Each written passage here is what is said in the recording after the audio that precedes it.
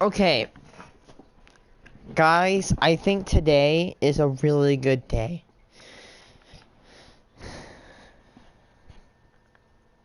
The United States of America has passed a $1 trillion bill to fix, repair, and build onto our infrastructure. Highways, power grids, roads, bridges, internet towers, and more. Guys, I adamantly do not like Joe Biden, but this makes me kind of feel a little bit bad because guess what? It's being fixed. He finally did something good, and I'm happy for it. And I don't hate it. It's like, oh, you're a conservative, you hate him? You know what? I don't hate him because I'm a quote conservative. I'm neutral. I don't side with any party. Because it's called like for example, conservatives do guns better, and the liberals do LGBTQ better. That's the problem here. But now that we have a bill to finally fix up our garbage infrastructure, this makes me happy and hopeful for the future. However, the problem is, where the hell are we going to get money? We're already $30 million in debt. How are we going to get money to fund for this brand new system? Yeah. So, if no one is... I'm just going to say this right now. For those people that do not live in the United States, I'm just going to say this with an honest heart. The way we have, not trying to brag, we have probably the best road and highway system in the world. It is the most civically successful, or it's the most successful piece of civil engineering ever, probably paired with the founding of the UN. If nobody knows about the United States, is that we have this long system of roads, like these big roads that were built by Eisenhower because of the threat of nuclear bombs hitting the country. He wanted the United States to be safer if that were to ever happen. So what he did is he built these highways, and now they're all...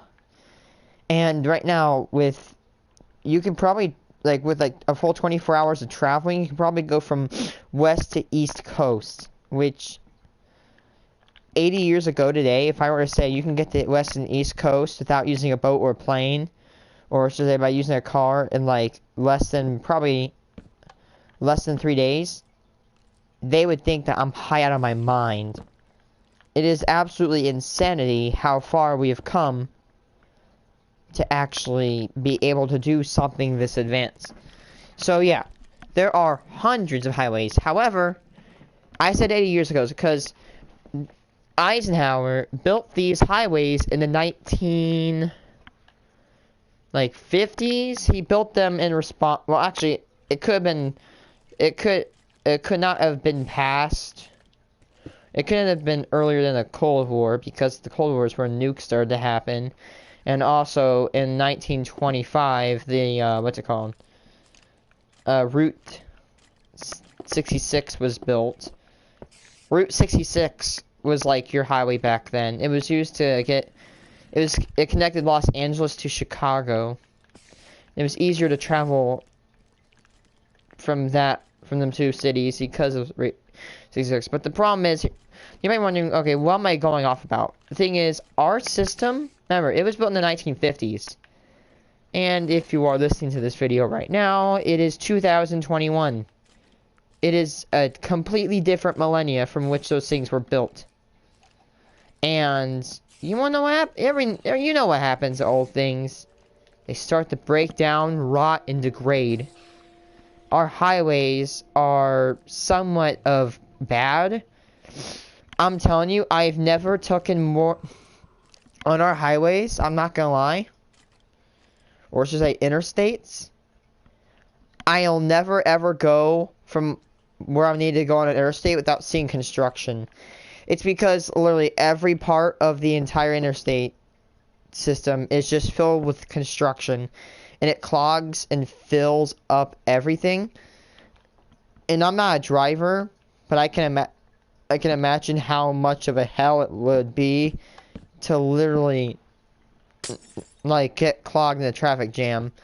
Like, just, and it needs to rework. And I'm not gonna be a person that says, like, oh, we need to do all these things. Because you know what?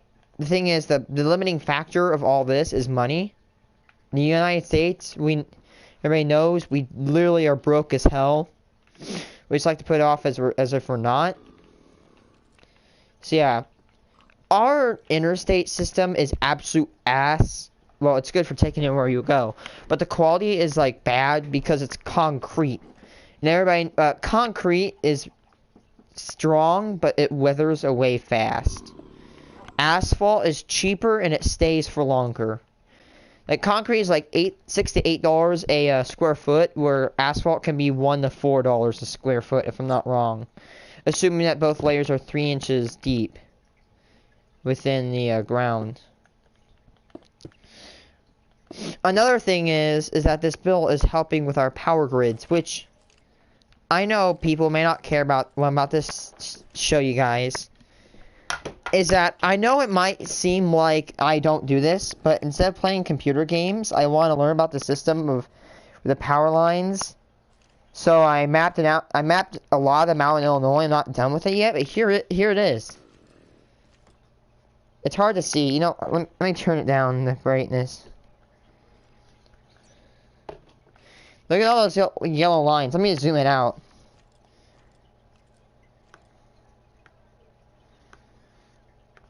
I know you might not be able to see this, but look at all those lines and those substations.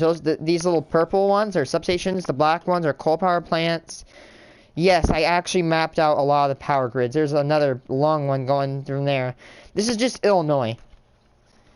And if I have to be honest with you, I want to estimate that I've mapped roughly about 2,000 miles of power lines. This is just Illinois. We're not talking about Texas. We're not talking about the Mojave. This is just Illinois. And due to my research, I've actually found out... Excuse me. I need to plug my Chromebook in. Yes, I have a Chromebook for schoolwork. Don't blame me. I'm going to put this right here. So... You know, I'm gonna get my iPad. I'm sorry if no one cares about this, but this is a really big thing. I know you came here to watch Minecraft and all that stuff, but hey, I'm gonna show you what our power grid looks like. So,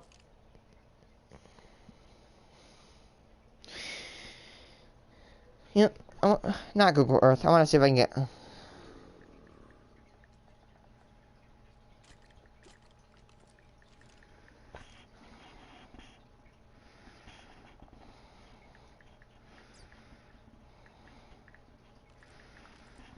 Okay, so there's two types of materials we use for our transmission towers. This is like a wooden one. This is something you'd find out in Suburbans. These are not big. Where's the... Oh, yeah, they look exactly like this. You'll find the ones that look very, very close like this. Well, they'll have 3 at the bottom and 2 at the top, making 5. Like, you'll probably see another picture. Like, there's another picture. There's a better picture. This is what North American power wooden lines look like. I'm not going to shame wooden lines. The thing is that they're really good because wood is a cheap material. And if no one know, like, am I saying get rid of the, the wooden power lines? No, actually. The good thing about wooden power lines, this is called the H-frame, apparently. The good thing about them is that it's actually... is that the bigger the transmission tower and the higher, like this is a metal one. Let me show you what I meant. Like look at this one. Actually, this is a really good thing. So actually, you can see. Oh, let me turn down the brightness.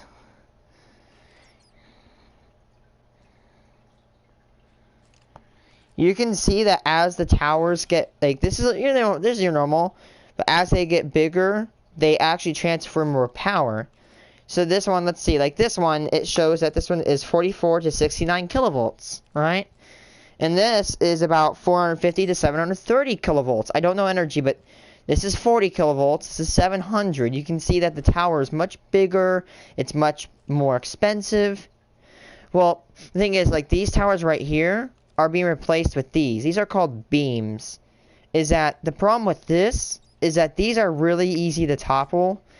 Is that they both have their pros and cons. These ones, actually, I've seen these, I think, survive an EF4 tornado once. I think a tornado went through it and they bent the lines. I don't know if it fell over, if it got toppled, because I can't find pictures. But those beams are anchored into the ground really good. The problem with cages is that I think they might be a little bit cheaper. However, with cages is that when they cave in, and I've actually seen on Petco's Hank a tornado hit one of these things, and it goes, and they crush easily too. So what's it called? Is that lately I know people are not as enthusiastic about the power grid. I like talking about it because the reason I am kind of infatuated with him, and I'm almost in love, you could say. The reason is because you never know where if you follow them, you never know where they're gonna take you. All the towns that they go by, you can like explore. They're really good ways of exploring, and that's why I actually have always liked them. But the thing is that I have one that goes by my house. Well, not my house, but an area where I go, and they knocked down the cage towers and put up the brand new beams. And I think the beams, I'm not gonna lie, actually, if I have to be honest, beams look way better than the cage. Well, I like to use the cage better because it's more traditional. Like you can see, like my power grid I built in this world. But I really like the beams. If I were in a neighborhood, I think I'd rather move next to a beam tower than a cage tower. I don't know if this has actually happened, but in school I was learning about a thing called redlining. Is that they put African Americans in these suburban neighborhoods, and they were next to power plants. And then when you see neighborhoods like that, when there's like African American neighborhoods, please take this with a grain of salt. But when you see it, that African Americans live in somewhat of a quote unquote low quality community, that's literally the government's fault.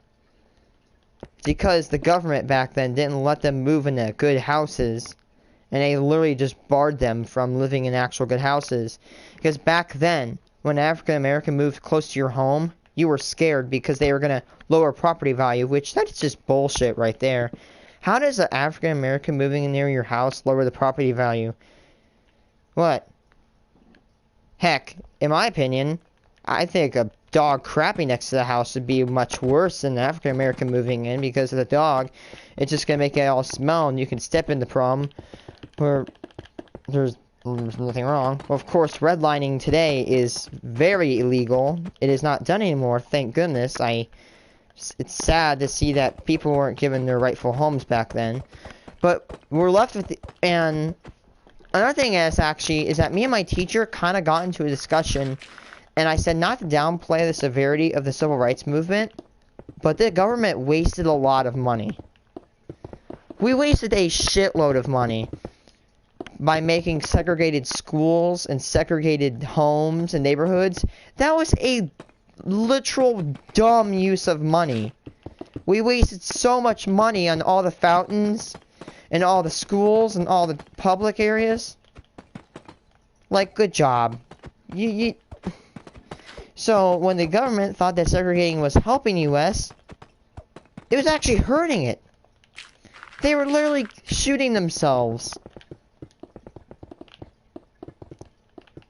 In my opinion, not only is segregation wrong, but it's economically unfriendly. It's when you try to separate people. Like, imagine this. Imagine, would you rather have, let's say a school costs like $500,000 to build. You build one. Now, if you build two and have both races go into them, well, guess what?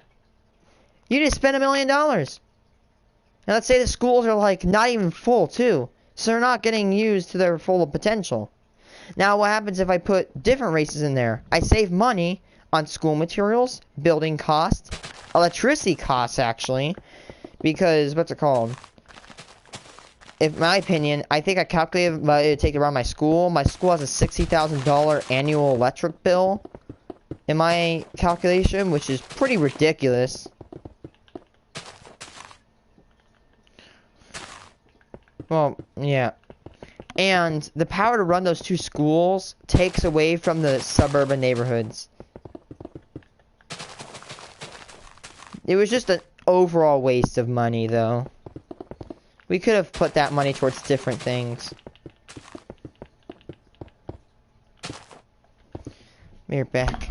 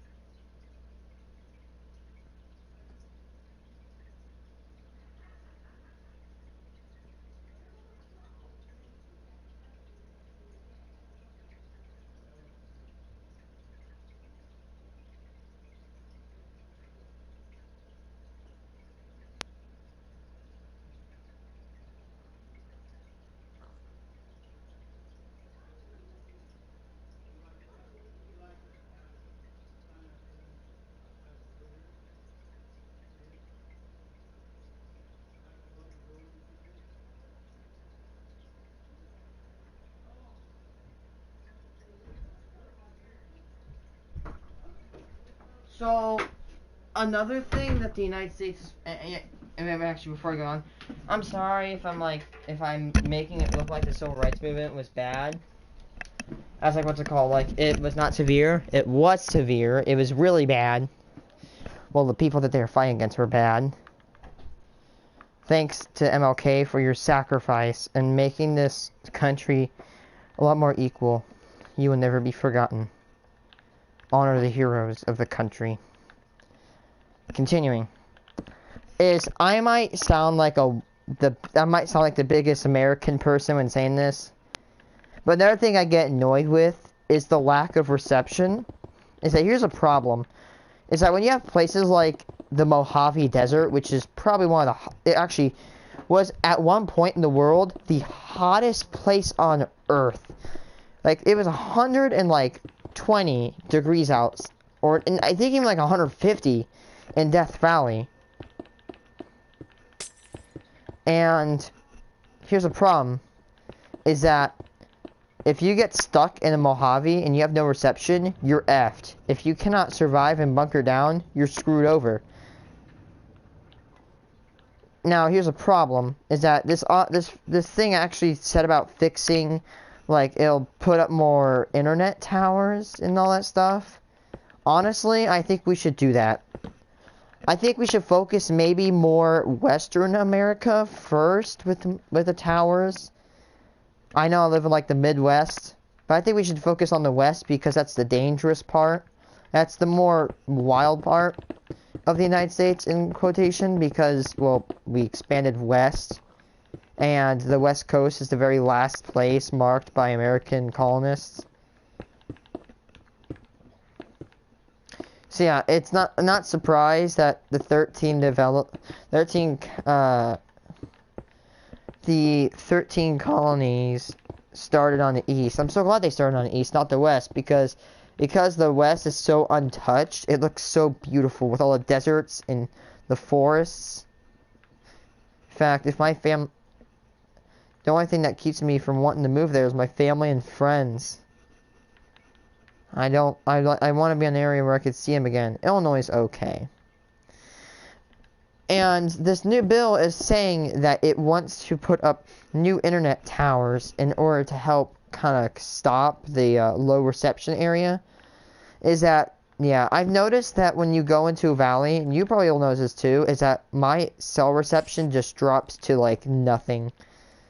If you're in like a river or anything, or like going across a bridge over a river, look at your bars, and you'll notice that there's nothing. Another thing it is going to do is improve back roads. And if you live in Illinois, you know what back roads are. They're roads where nobody ever goes, right?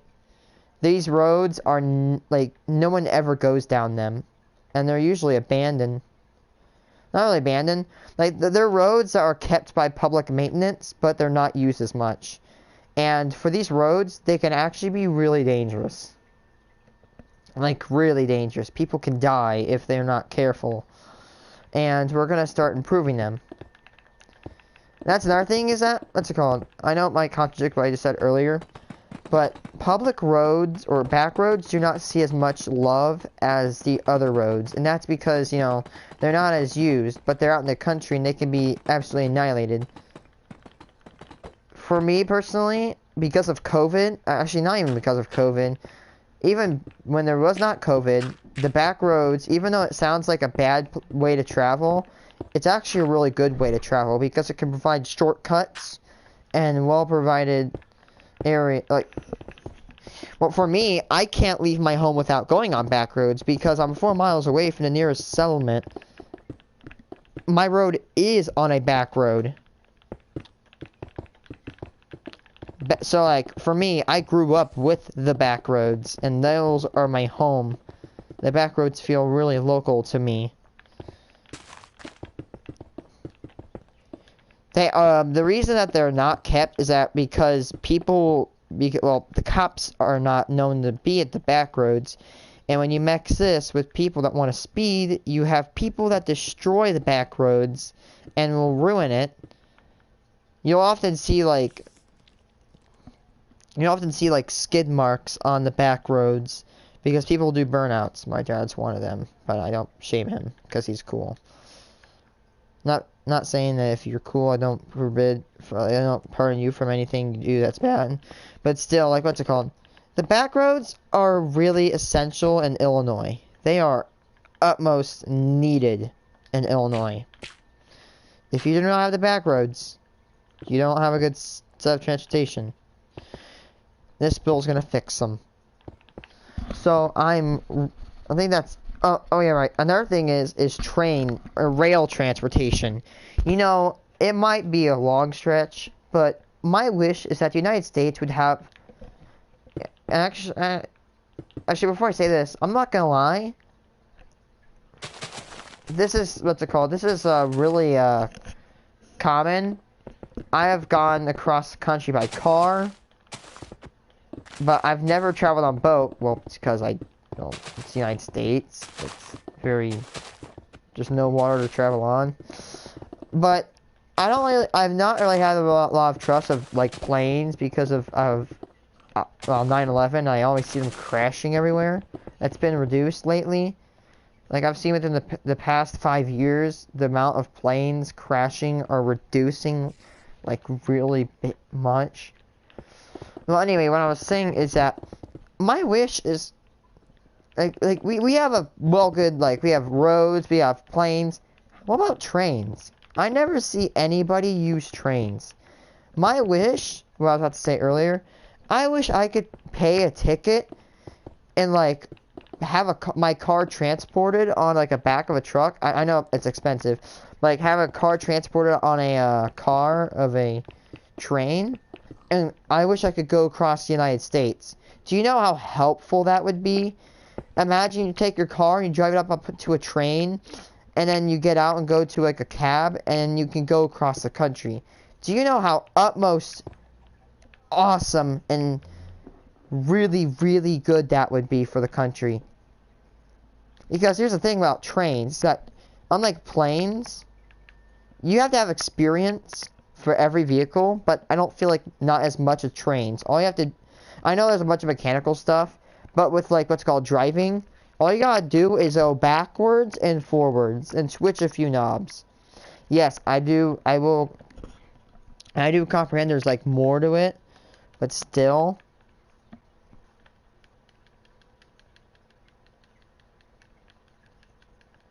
I can't clear anything anymore. But like, I wish we had a better train system, honestly. Because trains go really fast and really straight. What is prohibited in transition line? Building and expanding a structure, house, garage, door, shed, tank. Modifying the ground elevation or digging up any material. Storing or packing wood. Installing a pool above ground or in ground. Installing a trampoline. Parking trucks, heavy equipment. Installing a fence higher than 2.5 meters.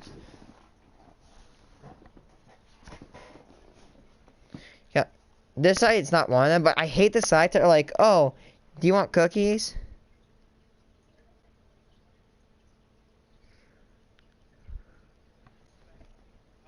Things that will be getting funded, needing funding, and things like that, and just kind of, I guess, really encapsulate this entire topic all down into one here and try and get everything kind of covered in one video. So, if you didn't know, a major hot button topic in the House of Representatives and in the Senate over the last few months has been this massive infrastructure plan that has been proposed primarily by Biden backing lawmakers and has kind of, I guess, morphed into one of the probably defining moments of the Biden presidency. This is a $1 trillion bipartisan infrastructure plan that has Well, where the hell are we gonna get the money? and there's been a lot of debate going on around it between the two different sides. Team C's is up to 12.7 million. There's been, you know, kind of, I guess, realistically a stall in this entire thing because if you... On.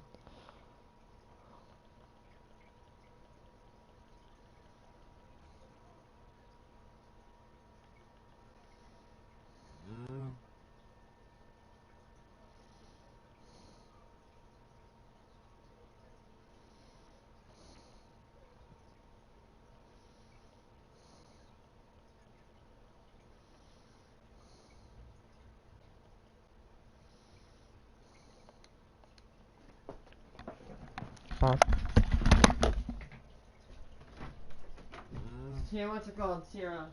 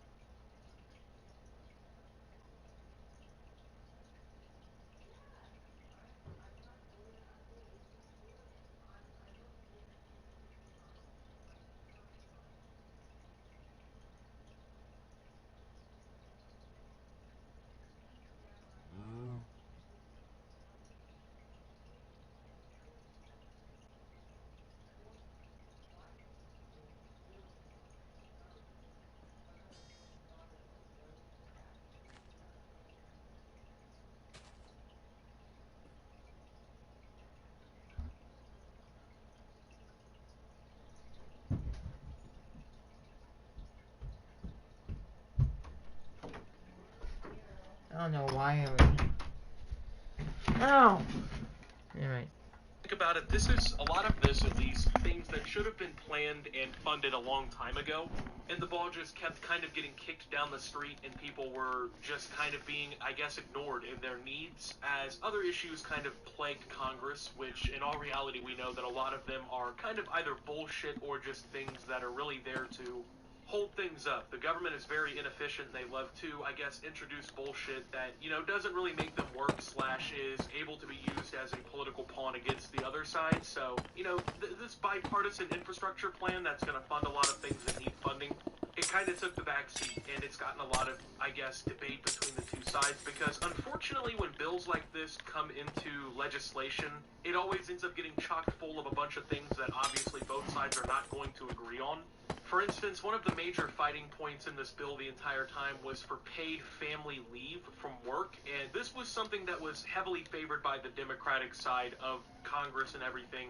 And though a lot of the people in the United States support paid family leave, and I guess the United States, if you think about it, is also the only major Western country that doesn't have any sort of paid leave federally mandated or guidelined or anything, really. I'm kind of inventing words as we go, but, bear with me on that one. So, that was a major debating point in this. It ended up actually getting moved out of this infrastructure bill, and a lot of compromises were made by both sides in order to get this bill passed. However, President Joe Biden said the country took, quote, a monumental step forward after his $1 trillion bipartisan infrastructure plan passed the House late Friday. Quote, we did something that's long overdue, that long has been talked about in Washington, but never actually been done, Biden said. You son of a bitch, Biden. You did it. Bipartisan infrastructure bill. A once-in-a-generation investment that's going to create millions of jobs, modernize our infrastructure, our roads, our bridges, our broadband, a whole range of things, to turn the climate crisis into an opportunity. And it puts us on a path to win the economic competition of the 21st century that we face with China and other large countries and the rest of the world.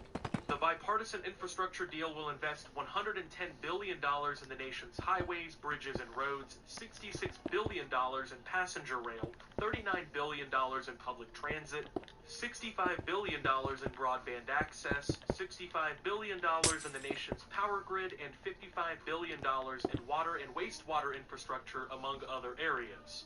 The White House said the plan will create, on average, 1.5 million jobs per year over the next decade. Now, of course, obviously, this does not account for all of the money in the bill, okay? There are other things that money is going to. In all reality, there's actually hundreds of billions of dollars that are initially, at least as of this article's writing, kind of, I guess, unaccounted for in this writing. So it's not like these are the only things getting funded. And there was a lot of fighting about the kind of things that were going to be getting funded. But I think that in terms of what we're seeing here, all of these are absolutely needed and are absolutely good things to be funding. First and foremost, if you've ever driven on the interstate highway system here in the United States, it really is an engineering marvel. I mean, the sheer sprawl of highways throughout the United States is absolutely phenomenal, and it's critical not only to the supply chain to keep this up to date, but in terms of retail purchases, tourism, traveling across the country, all kinds of different things that you may not even really think about on a daily basis, these highways really kind of provide opportunities. The truth is, the interstate system and the highway system in the United States has provided so many immense benefits that you may not even really be aware of it. First and foremost, pretty much every single American has immensely benefited from the highway systems. I mean, the amount of goods and services that can be provided strictly because we now have updated highways to actually travel across the country has made the United States almost like a premier example of why these things are beneficial. At least 187,000 people have had their lives saved by the safety systems of That's the insane, interstate, actually. and it has also prevented injuries to nearly 12 million other people. So, for every single $1 that has been put into the interstate system thus far, it has returned more than $6 in economic productivity for the country. And on top of that, the interstate system can also be used as an express lane for the military to travel across the country in case of any national security incident. So, if there's an invasion on the West Coast within, a day and a half, 2 days or so, the military on the East Coast can be there in order to fight back because we have interstates. I mean, if you think about it, the grids of cities that we see, those roads would not be sufficient for anything like that. And I mean, you consider the other things that this bill is also doing, and I know I'm kind of rambling on here, but $66 billion in passenger rail. A lot of people have been saying this is exactly what the United States has been needing for years. I mean, you look at a lot of the transit systems in the U.S., and they simply just aren't enough to meet the growing demands of these cities. There's literally cities in the United States where the public transit is so bad that it's essentially fucking worthless. It's not even worth using. And I think most of us can agree that in the United States, you should be able to get on a train and go across the country for a reasonable cost, get there at a reasonable time, and be safe while doing it. That hurts nobody. $39 billion in public transit. Once again, exactly what a lot of these major cities in the United States needs. There are subway systems, bus transportation, taxis, all these kinds of things, but we still do need massive investments in it. And in fact, this bill alone will be bringing some of the largest investments in public transit that the United States has ever seen. $65 billion in broadband access. I mean, if you go on into the rural areas of the United States, Yeah, I'm in a rural area. high-speed internet in a lot of places. There are people still using dial-up connections from the fucking 90s for their internet. In modern society, that's genuinely unacceptable. And, 10 years ago, you could have made the argument that internet isn't a necessity, that having the internet isn't something you genuinely need, but I really don't think you can make that argument anymore, considering that a large amount of the education system depends on the internet at this point, and on top of that, a lot more people, record numbers of people, are working from home. Even now that we're getting out of the pandemic, there are still companies that are forcing people to work from home, because it's genuinely more efficient. You don't have to worry about employees really being late to work, hopefully. There's not traffic and congestion. You don't have to deal with so many people in one area. There's a lot of benefits to working from home. And these kinds of investments are exactly what we need to tackle these new age problems.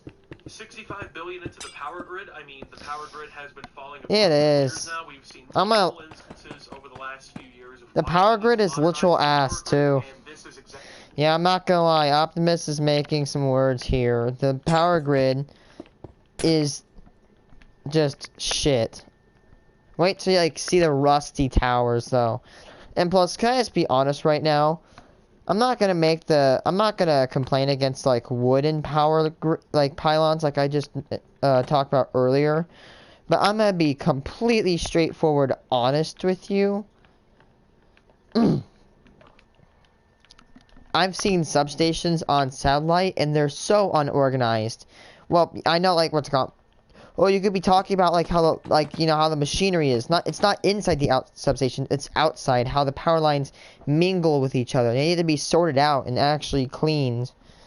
Gives me a CD, Jesus. On average, 1.5 million jobs per year being created over the next decade. That is obviously very incredible. I mean, if these numbers can genuinely be met, this is going to have tremendous impact on the U.S. economy simply because of the job creation and the amount of funds that will be provided in these projects that will be put back into the U.S. economy over time. And we've had studies on these things that show these are things that needed to be funded a long time ago. But the United States, it's really an interesting country, right? I feel like as an American, we can all agree that when it comes down to actually funding and dealing with the things that are important in society, the federal government kind of, I guess, looks past those things. There are so many issues that are genuinely pressing to the American people right now that you cannot anticipate any answer from the federal government anytime soon, realistically. So Biden had taken to the phones for last-minute calls to key House members as Speaker Nancy Pelosi pushed through two critical votes late Friday on the Democratic agenda, the infrastructure plan and the $1.75 trillion Build Back Better social spending and climate policy package. The final vote on the infrastructure plan... Hey, Sierra! Hey, Sierra! It's already passed by the Senate. I forgot to point that out, but passed 228 to 206 with 13 Republicans joining Democrats and 6 Democrats voting against. The bill will now be sent to Biden's desk for his signature. During a briefing with reporters, Biden told ABC News' Ben Gittleson that Americans can expect to see the impacts of the bill within 2 to 3 months. So this was genuinely a bipartisan effort. There was, once again, a lot of arguing. A lot of it actually came between Democrats. There was a lot of arguments between Democrats about some of the things that were attempted to be included in the bill. Obviously, a lot of bipartisan fights and things like that. But I think that this, in general, overall, will be a favorable thing for the United States. I think that this is an example of when the U.S. government functions properly, maybe something good can actually happen from it. We, once again, have yet to see the final results of this, but as it looks on paper, this is actually kind of gearing up to be a good thing. One of the major criticisms against this bill, and I guess realistically these debates in general, was how much this kind of thing is going to cost. I mean, we're talking about a $1 trillion price tag. But my whole rationale for this is you already know the U.S. government is going to spend money. The argument of, oh, well, we're spending too much money, I feel like is not out the window, but it's definitely got a leg out the window because it seems like this argument only really gets brought up when we're talking about funding things that genuinely need to be funded. When we're talking about community projects, when we're talking, about modernizing our society in different ways, that's when you see these debates. Oftentimes, you don't see these kind of arguments coming forward when it comes to pushing a new military budget bill that's nearly $1 trillion every single year, right? You don't see that kind of argument, and let's be real, the military funding is completely inflated at this point. Realistically, a lot of the branches of our government are inflated in the amount of money that they get. If America funded NASA and these kind of programs more than they did, I guarantee you in 50 years you would see a completely different society in America, and it would be a better society.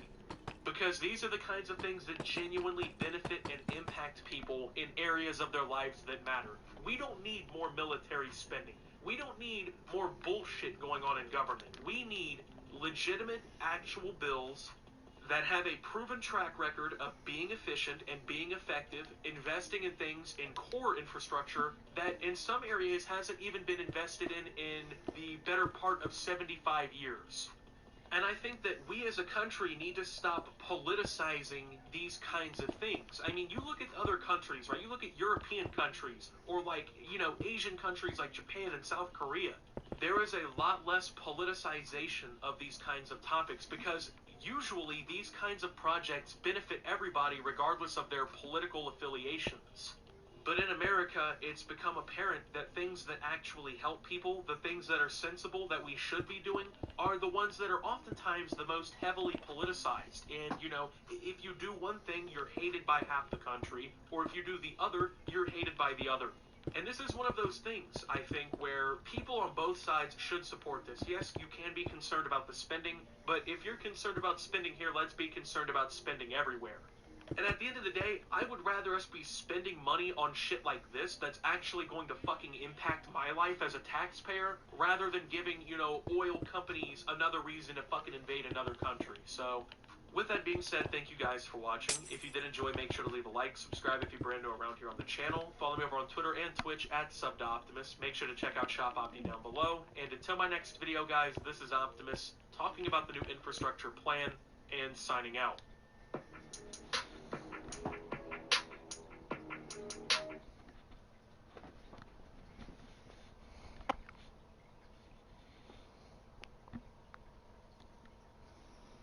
Having children is racist. Oh, yes. So it's called, like, since it's a amusement park and a mall, there's gonna be an entrance fee, so you sit here and you take tickets, and then they go around, like, if I'm here, they'll take a ticket, and then I'll just go right around here. Alright, what's going on, everybody? Welcome back to another video here on the channel, and today we're going to be talking about an article that I saw that's absolutely ridiculous. I feel like, recently, especially, there's been, like, a lot of these articles and things like that coming out talking about absolutely insane things being somehow racist. So, for example, back on October 7th, I made a video called Being Smart is Somehow Racist, and it was talking about, this online thing going around where basically saying that if you were placed in gifted classes in, like, elementary and middle school, that, oh, you weren't actually smart or whatever, you were upholding the systemic racism that these schools wanted, and, like, a bunch of crazy things like that. And it feels like as time kind of goes on, this is becoming like a more common argument that we're kind of seeing, where people are just taking literally anything and everything and just saying that it's offensive or it's racist or anything like that. Now, obviously, there are plenty of real-world examples of things that are racist. There are plenty of things in real life that are offensive and things should be done about them, but obviously, the ones that we're talking about are just, it's nothing, man. It's people just taking something, finding a way to complain about it, and just basically crying wolf when, of course, there's no goddamn wolf anywhere nearby to cause any sort of harm or problem. And today, we're going to be taking a look at this article called I Think My Partner's Reason for Suddenly Wanting Kids Might Be Racist. Okay, so I saw that headline and I was like, this has to be an insane article. There has to be something here that kind of brings this together a little bit more, I guess is the best way to phrase it, because I simply don't understand how you could ever determine that this is racist in any way, shape, or form. I mean, let's get real. Off the bat here, what are the odds of somebody marrying you if they're racist? If they... Yeah, like, baby, I love you. We're gonna spend our life together, and I hate you because of your racial, like, features, like, your skin color, and even though we're married and I love you, I hate you. Like, the hell? Bad thoughts going on in their head, they don't like a certain group of people, and you happen to participate/exist in that group.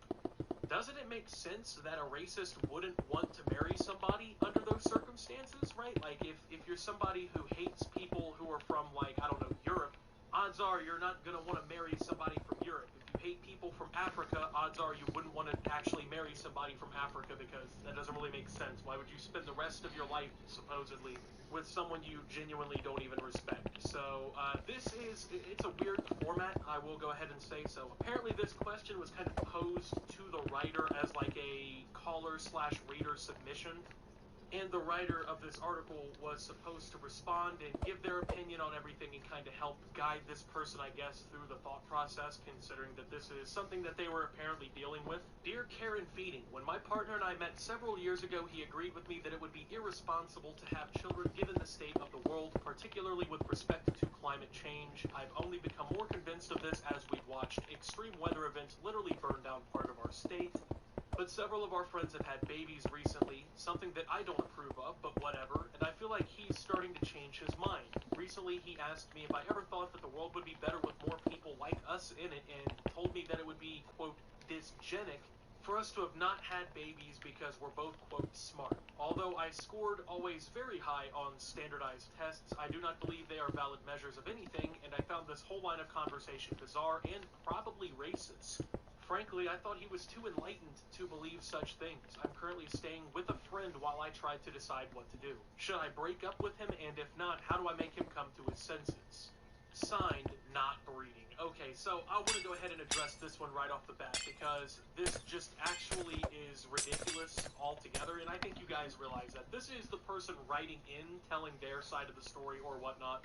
And so, I guess when they started being together or whatnot, when they started talking, I can't wait to start. like, hey, we are I cannot wait to I don't this. think Yeah, this is a good idea. actually And of course, build. people's opinions change over time. For instance, when I was a teenager, I often thought, yeah, I'm probably not going to have a family when I grow up because it just seemed like something I wasn't really interested in. I'd rather just kind of like chill by myself or whatever. But dude, as I got older, man, I realized that, that shit's stupid.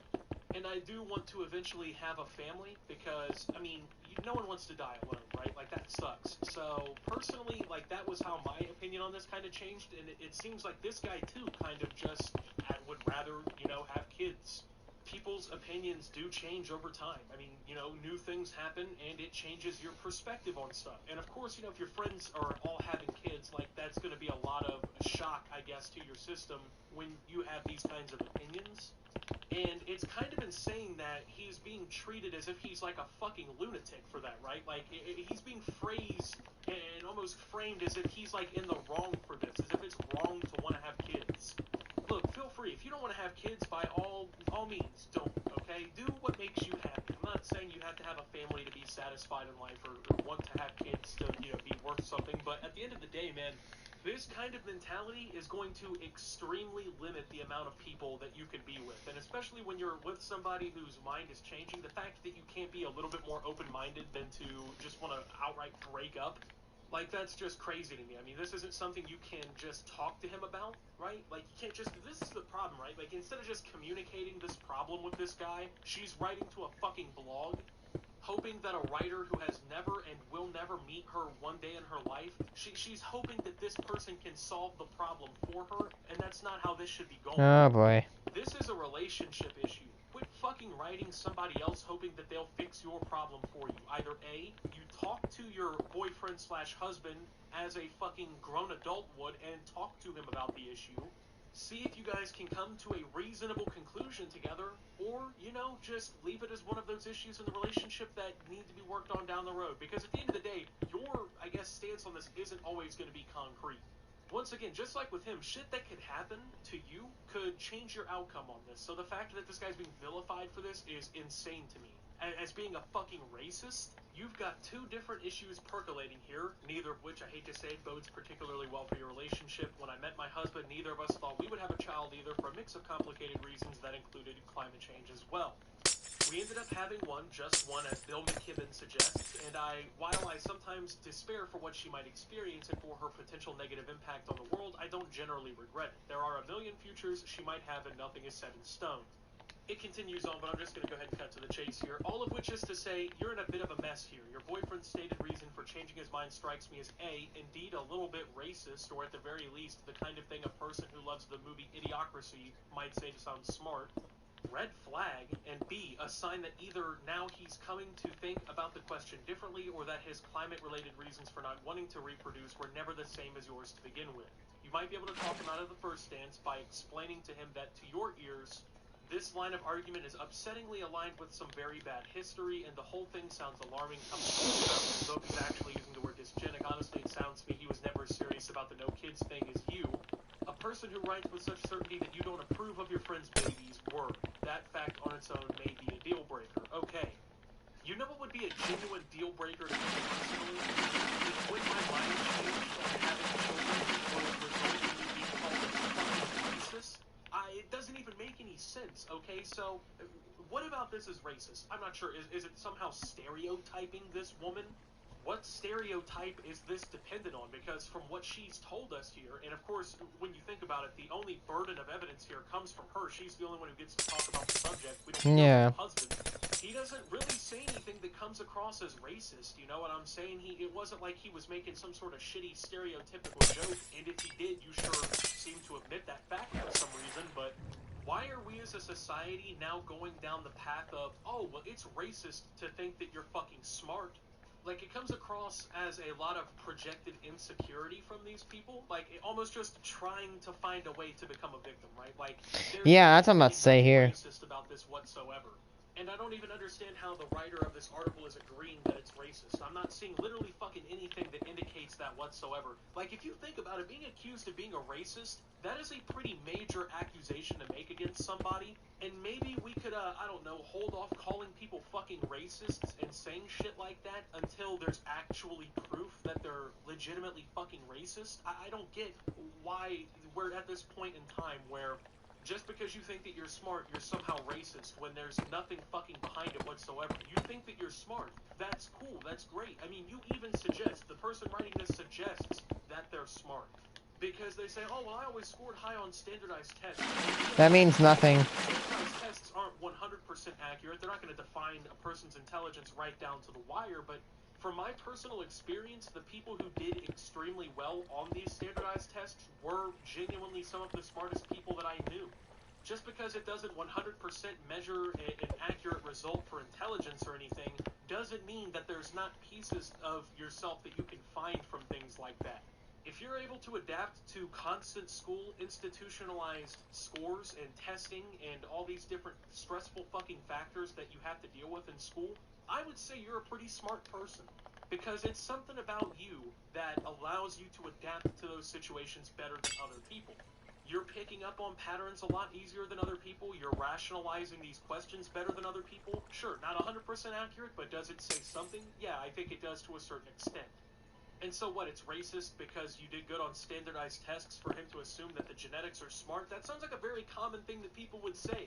People always love to hype out how smart they are, right? Hype up how good of parents they would be or whatever. It's part of human nature. You're supposed to be somewhat confident in yourself. I mean, who wants to go around their whole life saying, well, maybe we shouldn't have any kids because we're kind of fucking stupid? I mean, more people probably should have that mentality because in reality a lot of people should not be parents, but it's just almost like these people here, like, that are crying out racism about literally everything. Like, I'm specifically talking about the people writing articles like this. They're specifically trying to find shit so that they can be offended about. Yeah. So they can generate a reaction and yeah. And everybody places themselves into a victim slot, man. I hate that. There's no way people are really thinking this kind of dumb shit, right?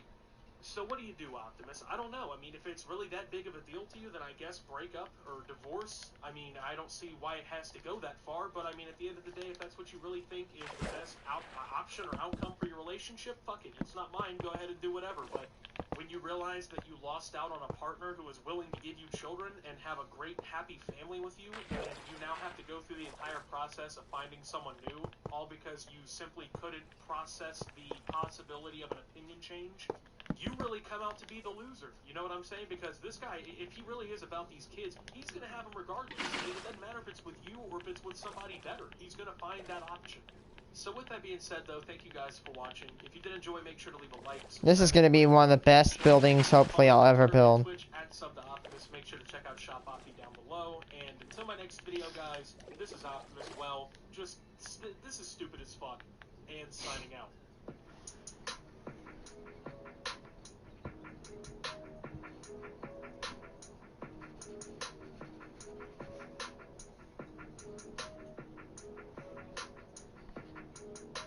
Where are people defending this killer? Outplayed. Capture your best gaming had an awesome play. Please tell me someone saw that. I just saw that. What's going on, everybody? Welcome back to another video here on the channel, and today I want to talk about a pretty popular news story. You may or may not have heard about this. I feel like, at least if you live in the United States, you probably have already heard about this, at least to a certain extent. You may not know all the details or anything like that, but it's been so widely reported on, and people have been talking about it so frequently that I feel like pretty much people even who don't watch sports probably know. If you don't, an NFL wide receiver playing for the Raiders ended up recently getting in a lot of trouble and actually killing somebody and their dog after driving drunk early in the morning and hitting them going 156 miles per hour. Oh my God. Crash, and striking 156? miles per hour. Okay, so now that I've That is a dumb speed to be going. Why? Just for comparison, like the max speed limit in this country is roughly 75 miles an hour. He doubled that. Where was this asshole speeding? On it, but I feel like that those facts alone automatically shift pretty much everybody into socially disqualify him. But this is just a tragic situation all around, man. And honestly, it's heartbreaking to see because somebody lost their life. Some dog also was killed in this situation, and the truth of the matter is it was entirely avoidable, right? This was a situation that never had to happen. We did not have to see any of these news stories about this. We didn't have to see people losing family members and losing their lives over something so stupid. And it just, when you see a situation like that that's so avoidable, I feel like it hits even harder because it's just such a waste of human life, man. And the guy who did this by the name of Henry Ruggs III, once again a former NFL Henry Ruggs. Imagine having a name such as Henry effing Ruggs. And honestly, I gotta say, it's entirely justified. It's entirely deserved. But unfortunately, a lot of people are actually defending him for what happened. And Why? People are going too hard, right? They're saying things that shouldn't be said. You know, this guy needs help right now, right?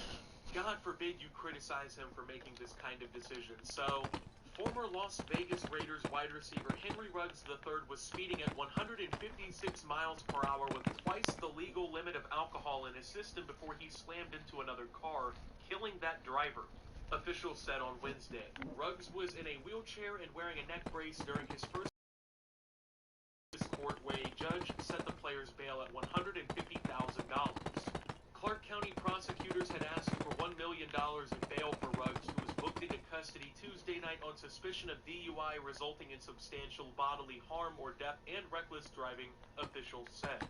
Ruggs can still face other more serious charges stemming from Tuesday's fatal crash when he was behind the wheel of a Corvette that slammed into the back of a Toyota RAV4 at 3:39 a.m. Pacific time on Tuesday, police said. So let me go ahead and give you guys the quick synopsis, the gruesome, I guess, details of this story before we even really advance any further, because I feel like this is one of those situations that when you actually hear all of the details and you start piecing this whole story together, you genuinely lose all sympathy for this guy, and it becomes more than just a... Yeah, I have lost my sympathy for him.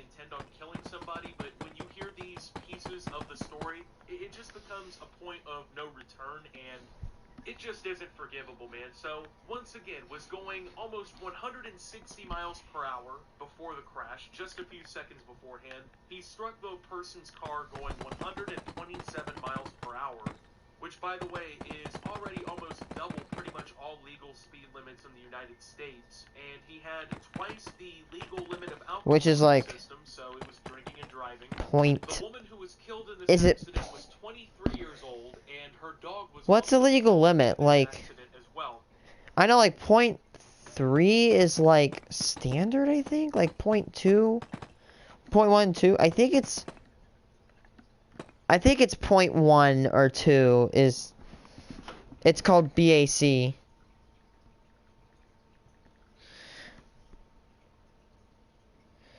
Two 0.2% need assistance in walking, toy, mental confusion. Yeah, 0.2. Yeah, I'm sorry, I got that wrong. I took a health class. I know that 0.5, yeah, I am right. 0.4% and 0.5% is when it gets lethal. I'm not saying drink alcohol, get to 0.5, but I have heard people go up to 1.5% and absolutely get demolished. You might be wondering, just how bad was this crash? Means man? blood I mean, alcohol but here in the content, tweets BAC. alone, it was already assumed to be a complete goddamn nightmare. But when you realize that this woman didn't die from the impact, it suddenly gets a lot worse. That's right. She was not killed by the impact of him hitting her at almost 130 miles per hour drunk, okay? She was actually killed by the fire that started when she was in the vehicle, and she was agonizingly burned to death in her vehicle. Because Okay. Pretty sure I read somewhere where burning to death is rated as probably top 5 of the worst ways to die. The most painful... Like, that's probably the most painful and agonizing way to die, is burning to death. And this lady could have survived this, but burnt. This dude's low-key is a... He is low-key a bitch. If I had to pick a way, man, no way would I ever select burning alive as an option. That has to be goddamn terrible, man. And it goes beyond a mistake at this point, man. People are trying to defend him, you know, saying that this was a mistake. Let's go ahead and talk about that, okay? Sure, you can make the argument that people make... Yes, it was a mistake, but he took human life, and can a car be fixed? Yes. Can a road be fixed? Yes. Can a person be fixed after they're dead? Nope. And therefore, you are guilty. Sometimes you say the wrong thing and you make... It was an accident. You know, hold on. It was an accident. Guys, when I went 130 down the drive, 130 down the road last night, and I killed somebody, and it was caused because I was drinking, because of an action that I made, it was an accident. I accidentally killed... No, you drank, you chose to drink, and guess what? You killed someone. That's not an accident. Consciously, like, what's it called? Well, this person doesn't sound like he'd kill a person, but you know what? You killed someone and you can't bring him back. So, you deserve prosecution. Asshole, okay? But most people don't make the mistake of getting behind the wheel of a Corvette with twice the legal limit of alcohol in their system, driving 160 miles per hour on the public roads, and then fucking literally killing somebody with their car at 130 miles per hour. And I know I keep kind of harping on this whole dog thing, but I feel like it needs to be said that this man genuinely took the life of an innocent animal for absolutely no other reason than recklessness, and it was also an animal that was treasured by, you know, somebody. It was a family pet, so he took what you really could consider essentially a member of somebody's family away by killing that dog as well. All I gotta say, if someone killed my cat, man, I would be fucking traumatized. I'd be devastated. Family pets really are members of the family. If you have not ever been close with an animal before, I don't really want to debate you on this, but genuinely speaking, it hurts way too much when people's animals... Yeah, man, I don't express emotion, but man, it always gets me. My Great Dane died a few months ago, and it was... Oh, shit, man. I just want to be hugged on the couch by a Dane. Completely avoidable situation, and in the most agonizing way that I can imagine. I don't feel sympathy for this guy, and I don't believe that he's defendable. But, I mean, I guess, you know, there are people out there who do think that. And I'm not sure exactly where that's coming from. I'm not sure if people are defending him because they drink and drive themselves and they have a guilty conscience and don't want to feel bad about what happened, or if these people are potentially Las Vegas Raiders fans, or what's going on. I don't know, man. But there is no defense for this guy. It wouldn't matter if he was even Tom Brady or like the president of the United States. It doesn't matter, man. This is not an excusable situation, and somebody has to pay for this. And obviously, it's going to be the person who did it, which, let's consider that fact, right? So, you're a professional football player, okay? Not even just a professional football player. You are legitimate in the NFL. This wasn't some practice squad scrub, right? This was a fucking player on a roster being paid $16 million guaranteed through his contract. You had the entire world at your fingertips. This guy is 22 years old. He is barely older than I am, okay? And had the world at his fingertips. And instead of just enjoying the success, instead of just protecting himself, and in turn everybody else on the road by not being a complete fucking moron, this guy decided that he was going to drink and drive, and look what it ended up costing people in this situation. drinking and driving is not excusable at any period of time, okay? You know, I get it, right, that you don't want to leave your car somewhere or you don't want to go through the trouble of finding an Uber, but at the end of the day, that fucking headache, those issues that you have to deal with in the moment are worth somebody's life, are worth your own life, are worth the payment on that ticket, and of course now spending years upon years in jail and paying all these fines and everything with your NFL money. Like, it's just absolutely fucking mind-blowing that this is even a situation. I don't know if you guys also know this, but what makes this even more inexcusable is that NFL players actually have their own private chauffeuring service, okay? So let me go ahead and break this down to you guys. All current or previous NFL players have a 24/7, 365 days a year chauffeur service that will come and pick you up and take you anywhere in the United States for like $90 an hour.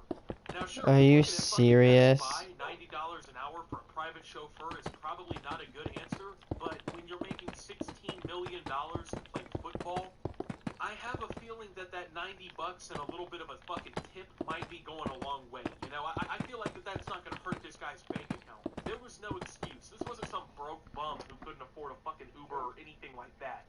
But yet people are defending it, even though all of these circumstances are true, all of these details of the case have been publicly announced, basically. Apparently, this is a guy worth defending, and I've seen a couple different defenses for this guy. One of them being, oh, he made a mistake, bro. You can't judge him. You don't know what you would do in that situation, bro. Well, I can tell you one goddamn thing I wouldn't do. I wouldn't be driving a fucking Corvette at 160 miles per hour in Las Vegas, Nevada, 2 times the legal alcohol limit, okay? It just isn't defensible. Yeah, he made a mistake. Did he mean to kill somebody? Probably not. But dude, when you're going 160 miles per hour, that's a fucking inevitability. You can die in a car accident going like 40 miles per hour, let alone 160, okay? You're essentially a fucking human missile at that point. There is no reason ever that a car should be going that speed on public roads. Unless the world is ending and it's like one of those Hollywood scenes where the fucking highway behind you is crumbling into the fucking abyss. Yeah, then you go ahead. Then you go ahead and go 160 miles per hour. That's when you got that one. But when you're fucking drunk and you're just out driving in public because you're an NFL star and you think you can get away with it, you can go fuck yourself. There's a family out there that will no longer be seeing somebody, okay? There's people out there losing a loved one that they did not fucking deserve to lose. There is no defense for it. If he made the decision, consciously or intoxicated, doesn't matter. If he made the decision to do what he did and continue doing it and kill somebody because of it, I don't really feel like that motherfucker deserves some sympathy. In fact, you know what I think he deserves? I think he deserves some time behind some cold, hard iron fucking bars in jail. And that's exactly what it looks like he's going to get. From what I know, as of right now, Henry Ruggs, the player who did this, is facing 2 to 20 years on felony DUI charges in the state of Nevada. Other potential charges could be followed up with and could intend, I guess, on getting him in jail even longer, which honestly I wouldn't be opposed to. If we're being real, if it was up to me, I was the judge or whatever here, bro would be spending life in jail. It's that simple. I don't feel sympathy for people who do shit like this. You know, you can make the argument, oh, it was a mistake. When your mistakes lead to people dying, you pay consequences, especially when you know what you're doing. I mean, like I said, this guy is barely older than me, okay? They've been teaching us the impact of drinking and driving for fucking decades. There have been commercials on TV. There have been billboards. There have been people who talk about it in schools. There have been social media campaigns. He was aware of the risks of what was happening before he started drinking. If you ask this motherfucker before he was drunk if what he was about to do was a good idea, answer, usually going to be a no, okay? And with that being said, this motherfucker deserves what's coming to him. He doesn't deserve that money that he got from the NFL.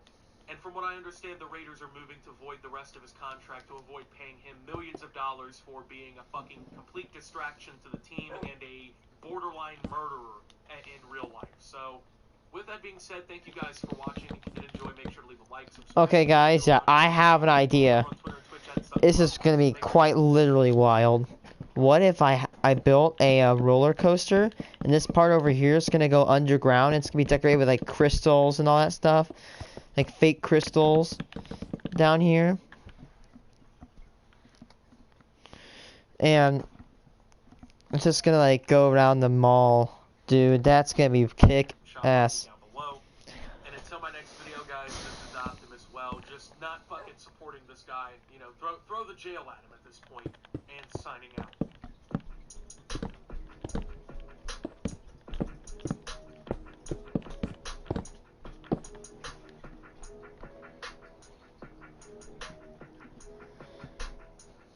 Why do people keep just supporting this guy? Man, I wish I found this program sooner. Our plate records highlights of your game completely automatically. It knows exactly what... What's going on, everybody? Welcome back to another video here on the channel, and today we are going to be talking about Boosie. Now, there's a pretty good chance you either do know him or don't, okay? I either would be surprised or not surprised if you've heard of him. It's one of the only people ever where this has been the case with. It feels like the only reason that people know who this is because he constantly has these rants/rampages in which he'll say the most blatantly ignorant things possible and would just make a complete ass out of himself, or you don't know him and I'm stunned that you haven't seen one of these rants or whatever. And honestly, you're probably in a better position than all of us who do know him, because knowing what comes out of this guy's mouth is just like having a constant tumor in society. It's legitimately horrible. He's one of the only people that I can genuinely say if he got canceled, I would be kind of okay with that, because, I mean, frankly, the guy has outed himself for being just a piece of shit. That's the best way to put it. So, today we will be going over multiple things that Boosie has said that I just think people need to realize, right? People need to see this. Because this guy, I mean, it's not like he said something 5-6 years ago, people are digging it up out of Twitter, you know, trying to come out of nowhere and cancel him, right? Like, this guy just says off-the-wall, completely wreck shit all the time, has absolutely no regard for anything he's saying. He just says shit. And He probably says that so, people that died in... with the first and most obvious one that we're going to be talking about here. So, Probably yesterday... says that people that died in the Holocaust are going to be banned. Or if you saw it on your own, will remember that he kind of had a little bit of a situation unfold with Lil Nas X. If you don't know who Lil Nas X is, obviously, he's one of the biggest music artists on the planet right now. He's absolutely doing his thing. And here's a little well-known secret about Lil Nas X, okay?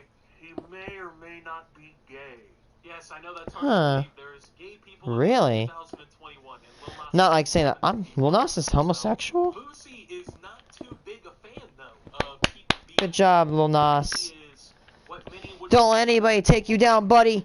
He has on multiple occasions said some pretty crazy shit about gay people, but in specific, Lil Nas X, I mean...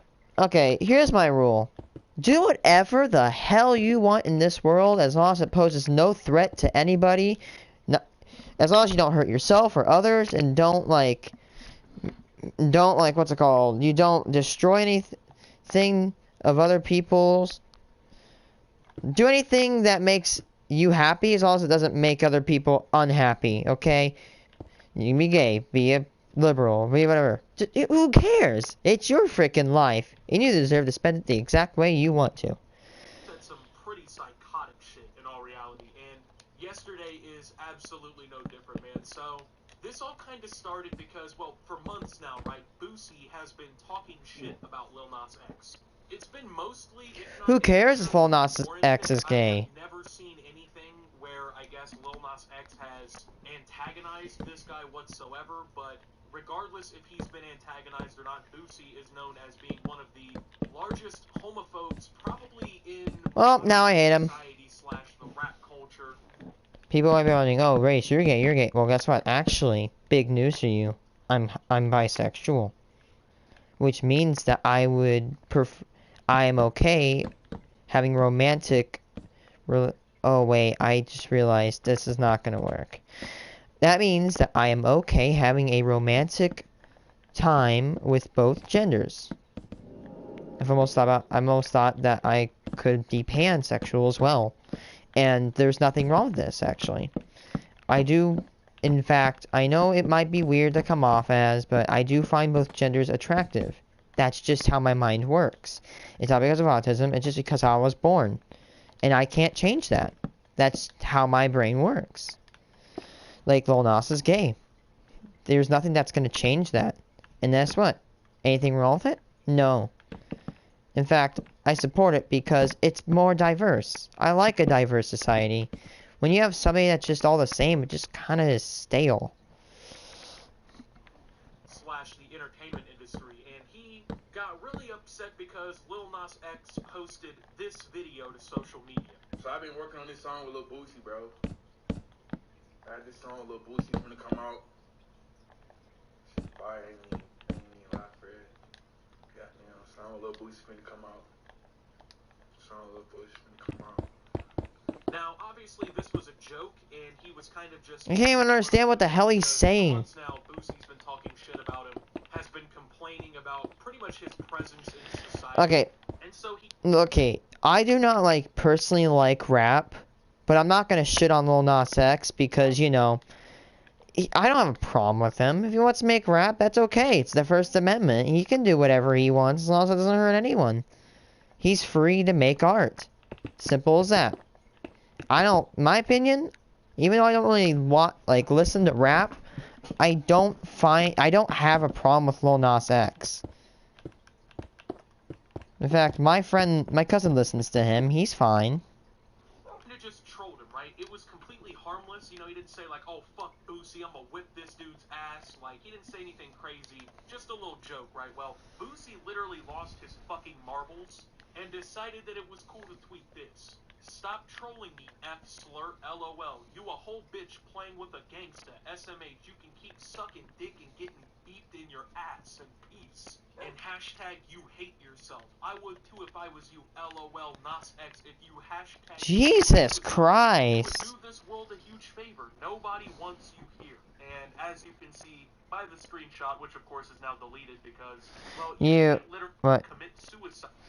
Stop trolling me, F lol. You a whole playing with a gangsta SMH. You keep sucking that ick N. So basically, are you seriously calling him an N-word? Bruh, you're literally calling him an N-word. You're both black, loser. Not racist here, but yeah. Literally, yeah. By the way, yeah. Let's use the insult that is actually supposed... That's like a white person calling themselves an idiot. You just said the word that discriminates against your race, and that kind of makes you a loser, homie. Not gonna lie. You're something in peace, and sounds like you hate yourself. I would too if I were you, lol, Nas X. If you let's commit suicide, you would do this world a huge fate. Wow. That is a... Jesus Christ. The only thing that gets more offensive than this is Nazi shit and KKK stuff. This guy needs to shut the hell up. Boozy Badass. And it's got 2 Z's. You know when you name yourself Boozy Az, you know you're the most insecure person ever. That name alone radiates to me. You have no friends and you wish you would, you weren't a virgin. Like, Jesus Christ, mate. I don't watch Lil Nas X or listen to him, but still, he's cool. Let's have him here. He sounds like an interesting person.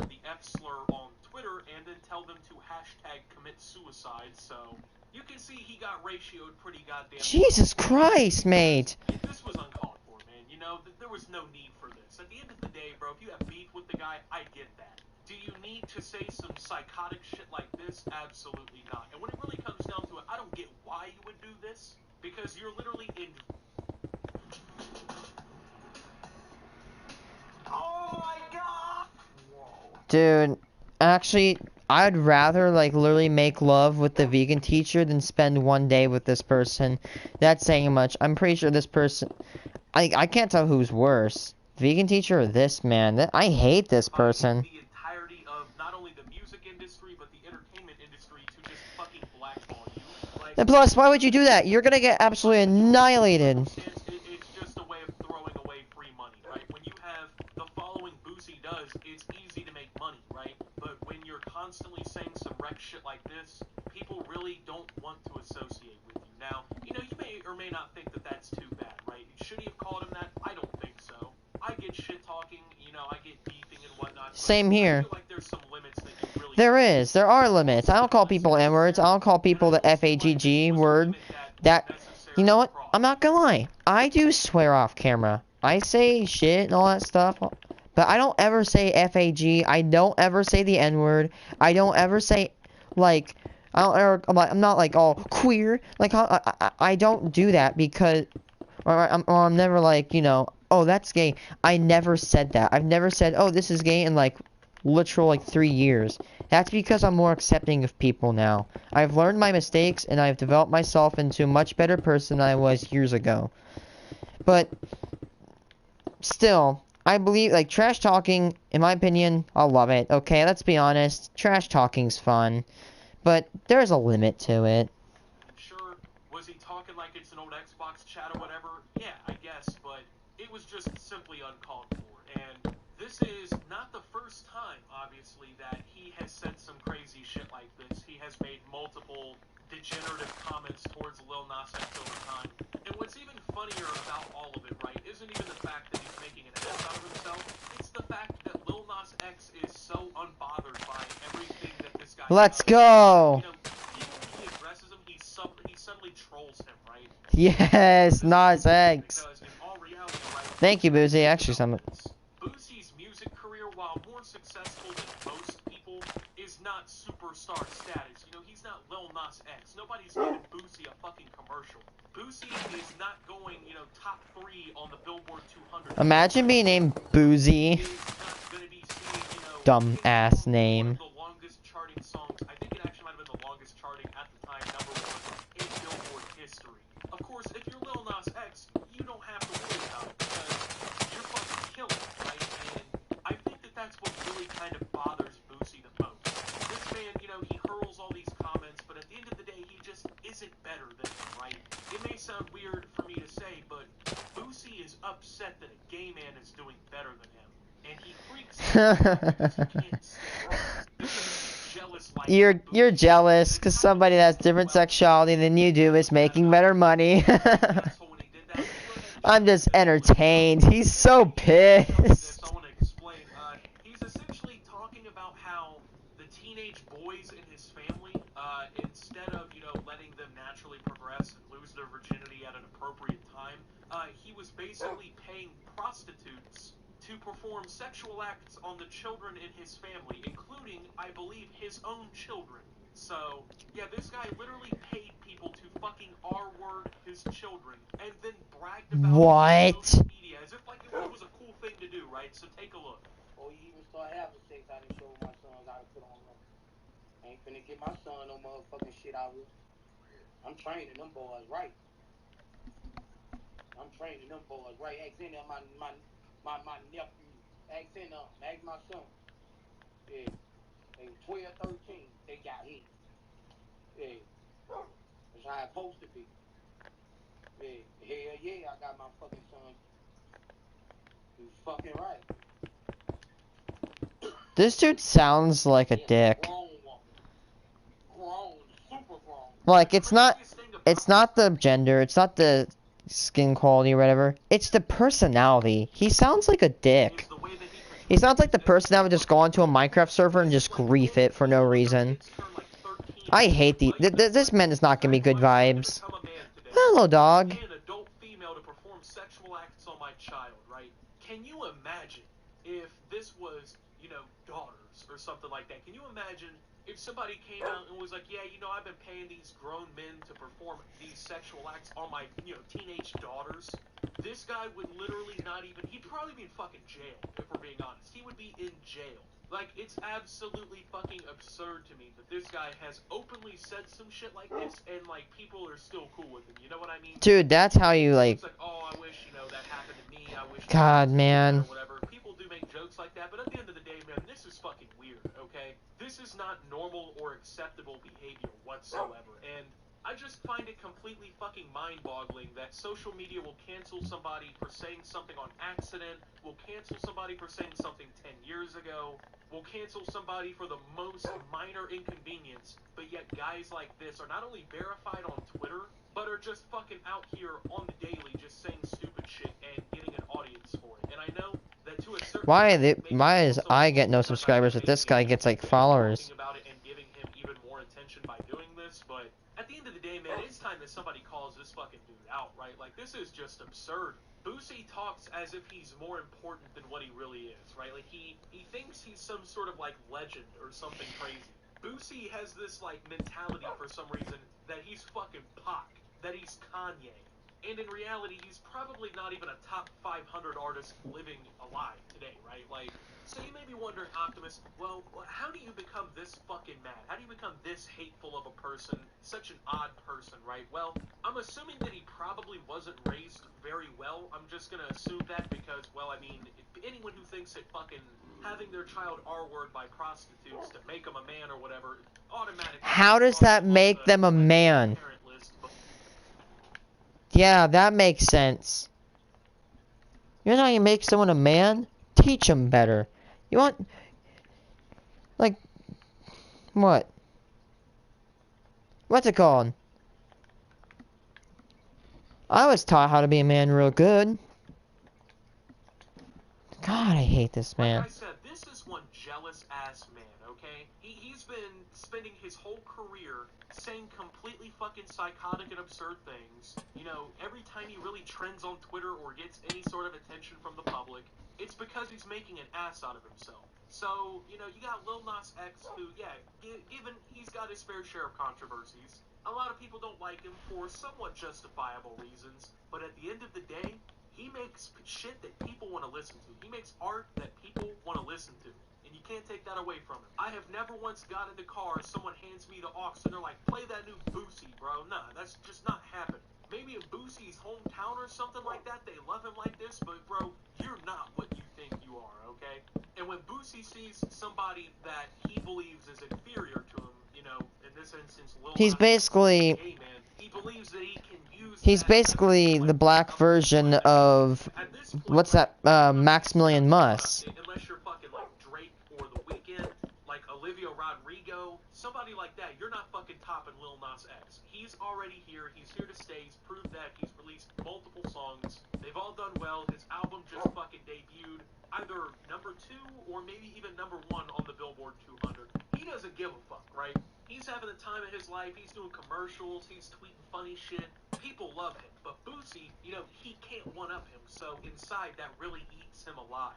He doesn't know how to process the fact that, you know, somebody he believes is inferior might be better than him. And it's okay, you know, sometimes you gotta admit that you're not who you thought you were, right? And that, you know, you got fucked, right? You lost. It happens. It's part of life. But to Boosie, that cannot happen because if it does, in his own head, it tears down that ego he's built up, right? It tears him apart on the inside to think that that person he believes is inferior might be better than him. And so Boosie lives a sad, sad life, right? You know, sure, he might have a little bit of money. He might have a little bit of clout, right? He might have that, but he doesn't have that self-love that he so badly wants. And he takes that out on Lil Nas X. And it's kind of crazy to me, man. So I just wanted to talk about this because, honestly, bro, I will never take any sort of moral standing from somebody who, once again, had their children R-word by fucking prostitutes, okay? So, I just don't get why people support this guy, right? Like, he's just a fucking asshole. Like, he doesn't do anything to redeem it. He's just a genuinely toxic person. And I'm just stuck on why he's still even relevant. I guess, realistically, I answer my own question by making this YouTube video, but man, goddamn, is it hard not to, right? So, with that being said, though, thank you guys for watching. If you did enjoy, make sure to leave a like. Subscribe if you're brand new around here on the channel. Follow me over on Twitter and Twitch at SubToOptimus. Make sure to check out Shop Opti down below. And until my next video, guys, this is Optimus. Well, just not understanding Boozy. And signing out.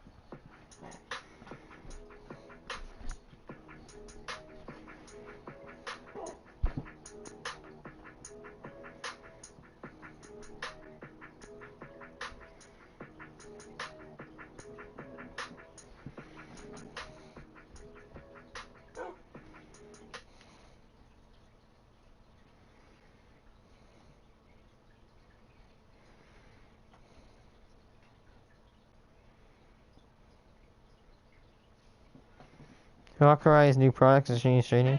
Hold up. You'll want to hear about all this earnings. Woo. Love to see that cash back.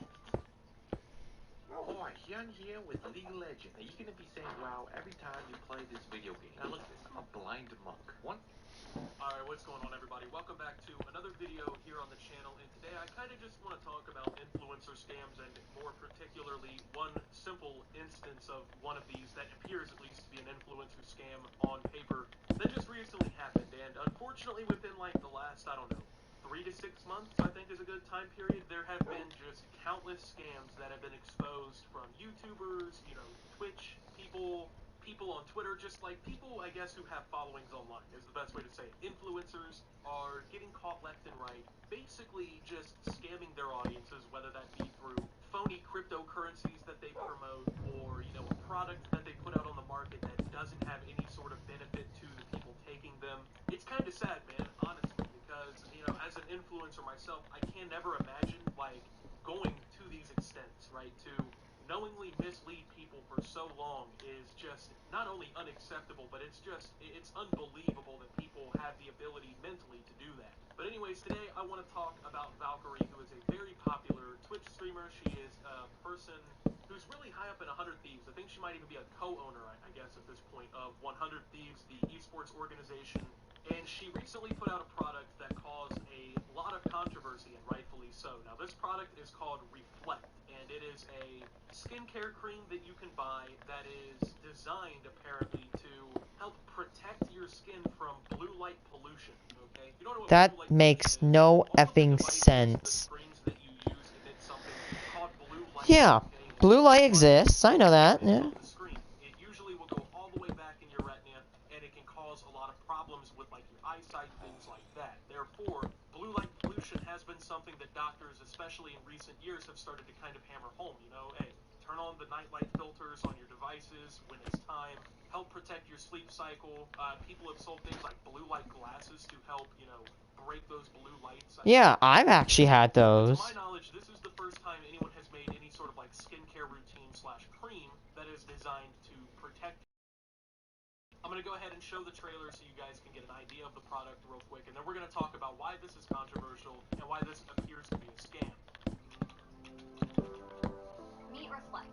It's the skincare collection that's for everyone who uses a screen. It's designed to protect your skin against blue light, which is emitted from all digital screens. Yes, even the one you're using right now. What I wanted Yeah, that's right. Reflect was a collection that could help people protect themselves against blue light pollution. Because when you feel your best, you can reflect your best. This makes me want to like. Okay, so you can kind of This just makes see you want to the shoot my visual TV. in this trailer for this product. It is designed for people who use screens intensively, apparently, to help protect against blue light pollution so that it doesn't damage your skin and whatnot.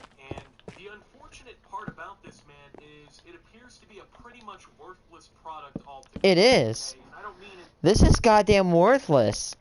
I've been sitting in video gaming for over like what, 10 years?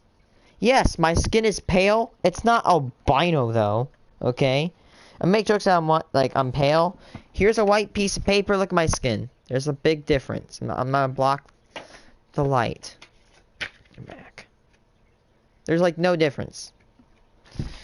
This is useless. How much does it cost? Like, hey, I think this is just bad. In terms of like scientifically, this doesn't appear to be even usable. It doesn't even make sense. So I went to the website here and I started looking through everything, I guess. And the product doesn't appear to be for sale, at least yet. I mean, I don't know what the price tag is going to look like for this thing, but it appears, at least from everything I've been reading online, that this is just something you don't even need to buy. So lots of people, I guess, kind of reacted to this. A lot of people positively. I mean, the official YouTube account responded happily. You know, Nate Shot responded happily. Too Mad, the YouTuber, he responded. Too Mad. Streamer, you know, a lot of people were kind of hyped up about this because on paper, right, you look at this and you're like, holy shit, right? An influencer is bringing out a brand new product on the market that's, you know, designed to combat an issue. This is fucking awesome. How can I get started? You know, this is great, right? But the problem is, this doesn't work. Not only necessary, but even useful. So, to just be kind of frank about it, the science surrounding how It's bullshit. affects our skin is shady at best. Shaky at best, I should go ahead and correct that. But essentially, the long-term effects of blue skin pollution or blue light pollution on the skin not necessarily known. There hasn't been that much like full-on science done on the subject, and the science that has been done on the subject is definitely not really, I guess, defending Valkyrie here. So I went through the terms and service of this website here to just kind of see, you know, what is this company that Valkyrie apparently founded / co-founded here? What do they say about their product? So here's section 3 of product information. All material and information presented by us is intended to be used for personal, educational, or informational purposes only. Oh, by the way, I don't know if it's illegal or not, but you have to comply with the FDA to build a medicine. And if not, it says you're supposed to put an input that says this product's not meant to cure, treat, or fix any disease.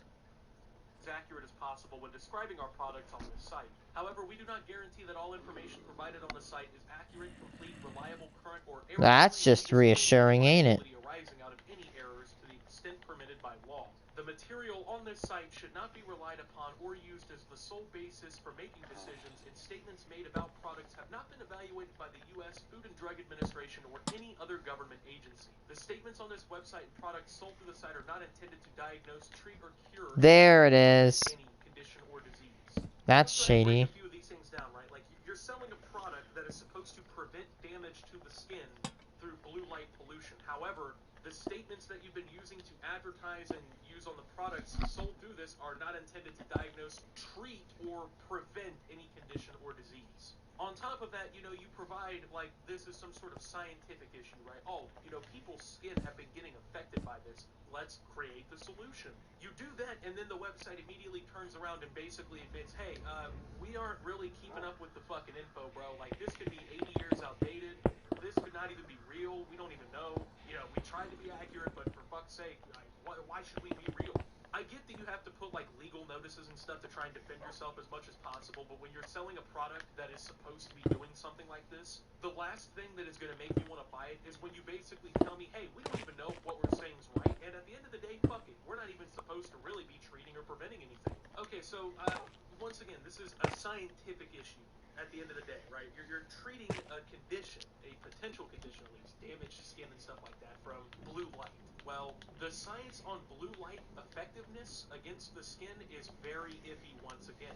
For the most part, the long-term effects of blue light exposure to skin isn't well known. However, a study I found from the National Library of Medicine through PubMed.gov titled Clinical and Histological Effects of Blue Light on Normal Skin by Marlos M. Klippenning and Tim Smits from 2010, it says basically, visible blue light as given in the present study does not cause deoxyribonucleic acid damage or early photoaging. The biological effects of blue light on normal skin are transient melanogenesis and inexplicable vacuolization without resulting apoptosis. In conclusion, the short-term use of visible blue light in dermatological practice is safe. Okay, so this says short-term it's safe, right? The long-term effects are not well known, okay? There hasn't been enough studies done on the subject, but, you know, this product is being presented as like, oh, you know, if you're on the computer all the time, man, you want to avoid all that shit that can happen down the road from doing that, bro. Use this cream. It'll do you well, man. When obviously the science isn't necessarily upholding that. In fact, believe it or not, but the scientific, I guess, reference that this company used to promote their product was literally a fucking WebMD article. After being planned apparently for 2 years by Valkyrie and whoever else was involved in this, in 2 years, the only scientific evidence they could find to justify the use of their product is a fucking WebMD article. You know the website that's constantly memed and mocked online because every single minor condition possible is somehow cancer? The one notorious for giving bullshit medical information to people? That was their fucking source. That was what they use as a credible piece of information to provide alongside this product. Now let's go ahead and break this down once and for all here, okay? So, out of some of the research that has been done into this subject, it seems well determined that in order to, I guess, see any sort of real negative effects, you need to get to a number of 40 J/centimeter squared. I don't know what that means, but they even went through and showed some examples here. So, a Kindle with a 6-inch screen at 50% brightness would take over a month to get this bad dosage of blue light. An iPad with text on a white background would take 4 days. An iPad with Angry Birds on would it take almost 7.5 days. Actually, over now that I see it. An iPhone 5S with text on a white background would take 23 days, and an iPhone with Angry Birds would take 28 days. Okay, so Didn't know that. dangerous or whatever critical threshold that we know of, at least of right now, for blue light exposure, most devices would take you days of constant exposure in order to get that. And keep in mind, this is apparently about the same amount of this radiation or whatever that you would get from standing in the sun for 15 minutes. So the science is completely, it seems, at least what we currently have, against this whole product. This product doesn't make sense on paper, doesn't make sense with the science. And let's be real, as a potential consumer, okay, of this, right, I spend a lot of time on the computer. I'm making YouTube videos, YouTube shorts, you know, I'm fucking scrolling through social media, playing video games, bro. I spend a lot of time on the computer. Let me go ahead and tell you a free option that your Windows PC, most of your phones have built in for free. Just turn on the fucking nightlight filter, okay? They literally come for free. If you go into Windows and you go to your display settings and you go down to the color section, there will be something called nightlight, okay? You can turn that on, you can adjust it all you want, you can fucking personalize it. You don't have to buy an overpriced cream that's based on pseudoscience being promoted by a fucking streamer on the internet when you can just do this for free. Now, keep in mind, it's not going to block all of the blue light from coming through. However, it is much more comfortable to look at night, and at the same time, it's pretty much, I would say, much more scientifically proven effective than buying this cream. At the end of the day, man, there's no excuse for Valkyrie to be promoting this product. If you say that you spent 2 full years building a product like this, you know, getting ready to market it, getting ready to bring it out to the public, you better have some scientific proof that it works that goes beyond, hey, WebMD. You are supposed to know the effectiveness of your product. You should probably, honestly, at that point, already have it, you know, tested / approved by the FDA. You should probably just have that done before your product even comes out in general, makes it a lot more trustworthy looking. But this does not scream, hey, we spent 2 years on this, okay? They either, A, spent 2 years on this, didn't do the due diligence, didn't find out the information necessary to find out if not only would this product be legitimate, but even necessary. They marketed it and then immediately went back on all of their marketing in their terms and services. We've heard nothing else surrounding this subject for the most part, and by the way, it has been now 2 full days since this was announced, and the only announcement that I've really seen that is worth the fuck is that this product will be sold at Ultimate. This is cool. I might just stop here. Well, on the project, not the stream. This looks really damn cool. I love this. I'm impressed with myself. And sometimes I look at my own builds, I'm like, man, why can't I just build better? Then it's like this, and I'm like, ooh, okay, man. Okay, so if you have a team around this, you've been testing it, you have samples, you've been doing business meetings, you've been talking to literal fucking chemists. Why do you have no evidence that this product works? Why is all of the current science either neutral on the effectiveness of your product or downright just claims that it's ineffective altogether? What business meetings were you going through where they were like, hey, we don't need the fucking scientific proof it works? The whole thing just doesn't seem right, man, and it honestly falls right in line with a lot of these influencer scams that have been happening. It just seems like a bullshit product, and it seems like it's just something being sold simply to enrich some people, which go figure, you know, that's business, but, you know, you can do it morally.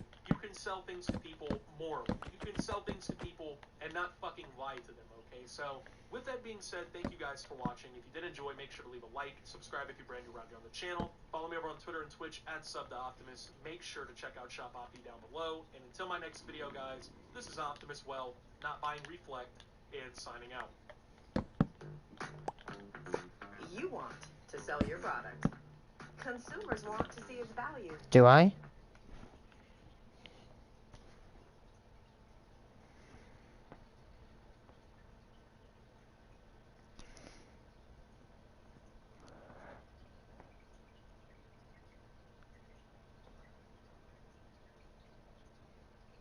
Responding to the allegations. Guys, I really didn't want to make this video, but somebody has come out and lied about me in a way that I just cannot stand for. A video has been made about me by someone I thought was my best friend that I just simply cannot stand and watch without wanting to say something, because this is tyranny. This is the worst thing that has ever happened in human history. Damn, I can hear it in his voice. I'm at a loss for words at what I've seen. So, you may have seen my video yesterday where I exposed this fella named Optimus Games because he bullied my friend Chris over wanting a candy bar at the gas station and eating his chocolate cream-filled donuts. And I stand behind what I said. whoever that is, this Optimus Games fella who everyone, ooh, he makes Call of Duty content, ooh, he makes gaming videos, everyone thinks he's just so great, and after I make an exposed video on him, he gains thousands of subscribers. So you know what? Whatever. I stand behind what I said, and I will always stand behind what I said. But the fact that my own friend turned his back on me in the way that he did is inexcusable. Damn. There's a little video I think we all need to take a look at here by this faker called Optimus Games is a fake friend. Go ahead and take a look, folks. So as all of you already know, Optimus, the famous YouTuber with nearly 600,000 subscribers, recently made a video entitled #Optimus is Over Party. And in this video, Optimus exposes Optimus Games for being a terrible friend on stream to Chris, aka me. So I'm here to add in some details and shed a little more light onto the situation. I'm gonna have to agree with Optimus in the fact that Optimus Games is a faker, he's a phony, and a bad friend. So why did you even make this video if you're gonna stand up for what I said? I stood up for you. That's the crazy thing about this whole situation. I stood up in your defense against this guy after he did not buy you candy bars. And I stood up for you when he was all, can I get this and all that? I stood up for you. So why is this even a video? I only ate one of his donuts and asked for a candy bar 2 times. Twice. Now, does that constitute the hell that Optimus Games has put me through? Absolutely not. No, it doesn't. But you know what I find really funny? Optimus Games claims to be this great friend. But did you guys know that he once claimed to have quote-unquote fucked my ex-girlfriend?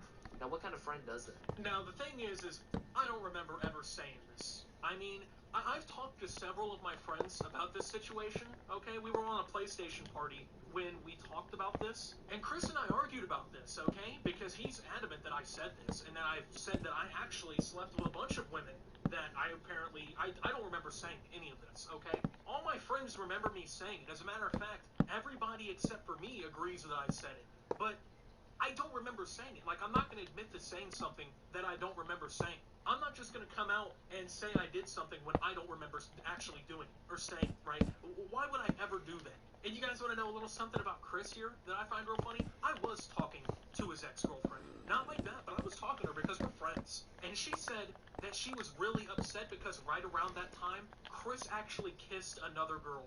Yeah, the big bombshell video that he decided to drop on me trying to expose me, go ahead and put that one in your taste buds and taste that one, fellas, because you know what? He's a horrible person. The simple answer, of course, is no friend does that to another friend. And that's why Optimus Games, I'm fed up with your baloney bullshit. To call what I said baloney bullshit is absolutely ridiculous. First and foremost, okay, bulls don't eat baloney. So why would it be baloney bullshit? You know what I'm saying? That doesn't even make sense. I've never seen a bull eat baloney. Anyone want to comment below if you've ever seen a bull eat some baloney? I would love to see that. That sounds like a really ripe and rich story, but I've never seen it personally, so it sounds like you're just trying to say stuff to make things up.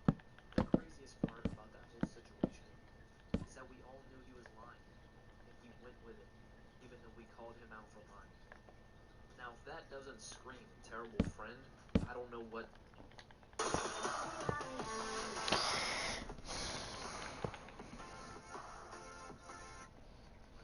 Bro, I don't remember saying it. Why do you keep saying that I said it? I don't remember saying it. Please, just stop making things up about me. And on top of claiming to do my ex, he also started a movement entitled G Movement for a girl he liked. A girl that was way out of his league. Come on, Optimus Games. You know you're not pulling that girl. Okay, first and foremost, I'm friends with her on Snap, so trying to act like she's out of my league is ridiculous. I definitely had a shot with her, and I guarantee you I can still pull her today. I guarantee it. I guarantee if I snapped her right now and was like, hey, what's going on?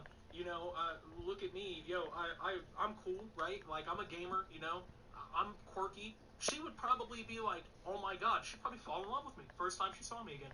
And the fact that you wanted to bring up the G movement is also ridiculous because you've made fun of me for that for years. You've brought that up about me for years. And the crazy thing about that is you're trying to make fun of me. You're trying to bring up things about me when I was just trying to better myself. That was the first effort I ever made in my life to better myself and to be a better person. And for you to constantly just, you know, rip that up and throw it in the trash, that just shows how bad of a friend you are, okay? I mean, well, let's be honest. You guys might be thinking right now, well, Chris, what does that have to do with any of this? Well, frankly, it doesn't. But I'm so sick and Optimus Games making me look bad in his streams. Yeah, it's because you're just trying to bring this up so you can try and embarrass me. You're trying to make it to where all my subscribers are going to be all embarrassed, like, oh, I'm subscribed to a guy who made the G movement over a girl who was out of his league. Oh, I'm friends with the dude who doesn't remember saying what he said about Chris's ex. You know what? No. You're not going to turn my subscribers against me. You're not going to turn my fans against me, Chris. Throwing up Mountain Dew in my passenger seat. Yeah, this guy threw up Mountain Dew in my passenger seat after making fake vomit noises.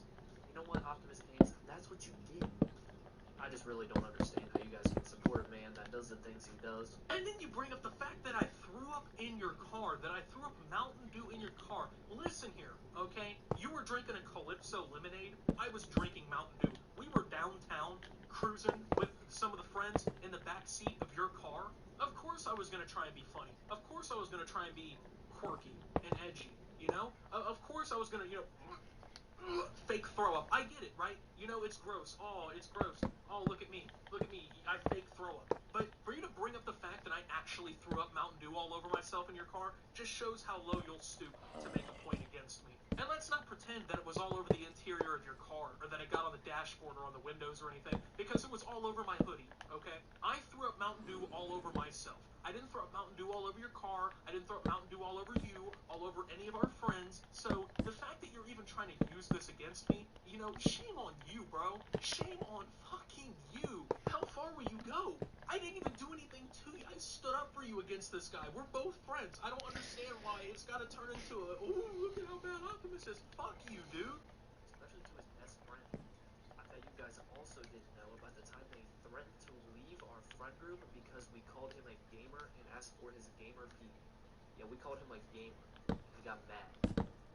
Now, how can one person sit here and act so big and tough, yet threaten to abandon his friends that he's known since he was a child over such a silly insult? Because I'm not a gamer, bro. I'm not a gamer. Yeah. I don't even play video games anymore, dude. Like, you see me online every day. I get it, right? Like, oh, he's always on PlayStation. Oh, he's always on PC. Oh, bro, he's always playing video games. I'm not a gamer. So you keep calling me this and trying to say that I'm a gamer, but I'm not a gamer, okay? You're a gamer, okay? You and all your friends, okay? You might be gamers, but I'm not. You're trying to insult me and say that I'm a gamer. That's what it comes down to. And my gamer P, really? Yeah, you asked for my gamer juice, okay? And said that you were trying to make a big experiment out of it. You were trying to get everyone in the group's gamer P and try and make the ultimate gamer drink. So you know what? Why don't you go ahead and tell that story, bud? Why don't you tell the story about the time that you were trying to kidnap all of our gamer juice, huh? Why don't you go ahead and tell everyone all about that one? You won't, though. You won't tell everyone about that because it's, ooh, Optimus is a bad guy. Optimus, he's a bad person. Fuck you, man. This is all coming from the guy whose favorite rap group is the Migos. This dude said Culture 2 was album of the year in 2018. Who cares? That year, Invasion of Privacy, GOAT. Bro, I don't understand why you don't just let me have my music opinions. I don't get it. Migos is great. Migos is sick. And you keep making all these points about, oh, he thought Culture 2 was the album of the year. Culture 2 was the album of the year. But then you brought up, first off, Invasion of Privacy by Cardi B. That might have been best album of the year, if not second best. But you got to think about all the other albums that came out that year. Redemption by J-Rock. Flatbush Zombies dropped an album, right? Vacation in Hell. And then you also got to consider other albums. Kids See Ghosts by Kid Cudi and Kanye. Yeah. Astroworld by Travis Scott. Daytona by Pusha T. Ooh, Championships by Meek Mill. How great. Saba dropped Care For Me. Nipsey Hussle, rest in peace. Victory Lap. J.I.D. had that, DiCaprio 2? Ooh, who likes J.I.D., right? I'm pretty sure No Name even dropped Room 25 that year. You're trying to tell me that Culture 2 was not the best rap album of the year, and that I'm not allowed to have that opinion because, ooh, Taboo by Denzel Curry, ooh, Earl Sweatshirt's some rap songs, ooh, Lil Wayne dropped the Carter 5, no.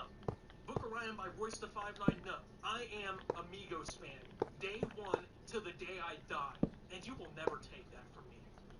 And honestly, I hope the hashtag trends. People need to see the real Optimus Games. The rude, mean Optimus Games. People need to realize that it goes farther than just these on-stream jokes about candy bars and donuts that I ate. maybe Optimus Games, if you would have just bought me a candy bar, maybe I would have repaid the favor, and I wouldn't be making this response video to completely expose you. Can I have an update tour? Sure, man. This is Riversdale. That's it. Riversburg is east. Riversdale is west. It was inspired by Fort Lauderdale from Florida. I don't know, it just sounds cool. Here's Riversburg. Most of it's done. Here's my mansion, which... Yet, I'm updating it to make... It doesn't look as good compared to something I just came up with a few weeks ago. And here is the classic Abbott Agency City. TA City right here. You know how it be right here. And yes, your tower is still up. But, actually, wait. Alex, if you're still there, please talk in chat. We need to discuss something, and it's pretty big in the development of Abteria.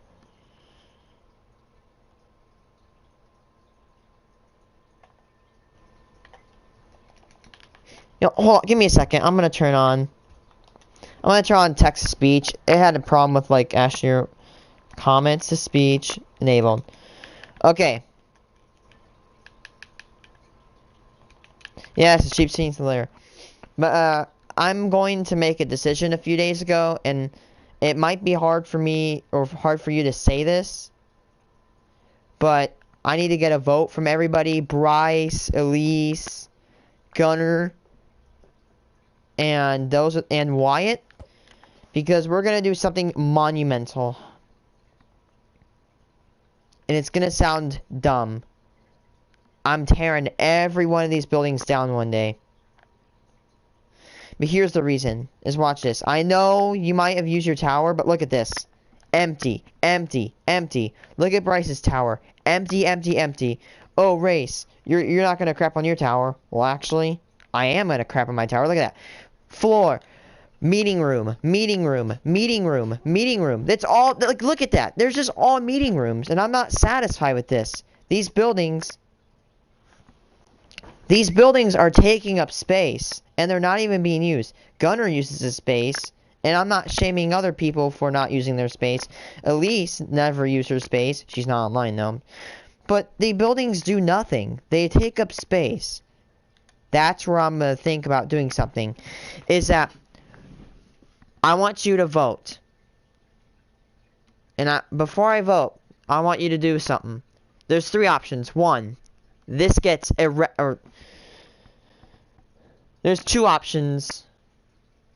Or 3 options. And this is gonna happen. Option 1, which is my least favorite. Everything stays how it is. Option 2, everything is eradicated and turned into an Abbott Agency exclusive area. Or, my favorite, option 3, every one of these buildings gets wiped the F out. These buildings are upgraded. So, like, what's called on the bottom, there could be, like, a giant building on the bottom. There might be several spires and towers. So, the build in your space might be staying with the buildings actually looking good. And that's what I hope for. But if you vote yes... Okay, please don't joke. Here's the thing. Is that before... this is going to be the last project. Skipping the rest. The thing is that before all these buildings are demolished... This is going to be the last thing. So before everything is demolished... and everything's just gone and wiped the F out... I'm going to save and duplicate this world. Because, yeah, honestly, let's be honest. These buildings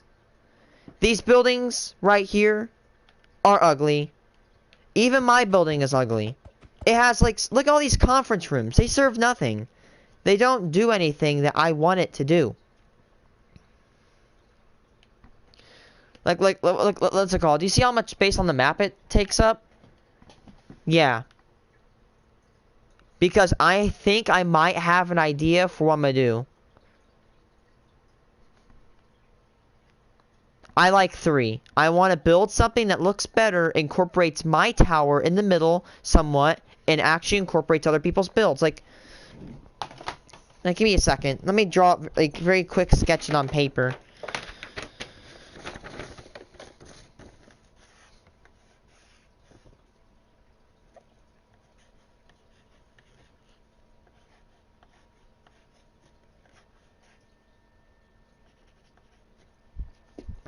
So like, what's it called? Like what's it called? There could be like a row, and there could be hotels, restaurants, and like a little pathway, and these like and then it's gonna what's it called? Like from side view.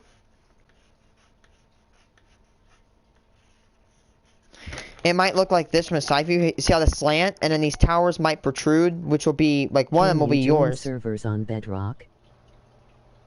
Yeah, I think so. But look, these towers will extrude up, and they will be smaller. However, I don't think you need as much space. At the bottom there will be hotels, there will be bars, restaurants, there will be motels and entertainment and a pool. For my actual planning, I think it's better because look at this.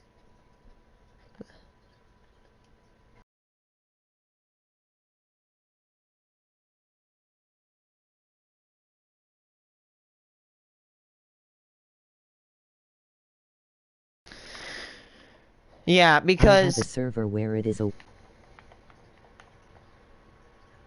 yeah. It's like you went AFK, then like some dude that sounded like was 10 like came back What? and just left the party. Yeah, I'm like said something I think I was like doing something, I was gone for like 5 minutes, and you will have to go do something. Then like I was continuing on playing Borderlands, and then like some dude that sounded like he was like 10 years old like came on and said something. What do you say? I couldn't tell because I was on top of I was on my bed I playing left. Clash of Clans. I Okay. was playing Clash of Clans, so I have no clue what he said. So what's it called? I'm streaming right now. I'm talking to a friend. This is what's it called? I forgot what this town was called actually. Oh, Los Aptos. This is Los Aptos. There's what's it called?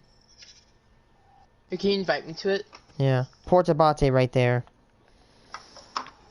What's it called? Yeah, Alex, I agree. Oh wait, I'm not even multiplayer. I agree. We're just gonna wipe those towers out, and we're just gonna put a brand new spot there. Because it's ugly, it doesn't satisfy me, and the buildings are empty, nobody uses the damn things anyway. And I think it's better if we suit those buildings for better purposes. Alrighty. I think all you gotta do is just go to the settings and just turn on multiplayer, if I'm correct. So what's it called? So, yeah, that's my plan, is to so first of all, it's phase 1, starting with the vote.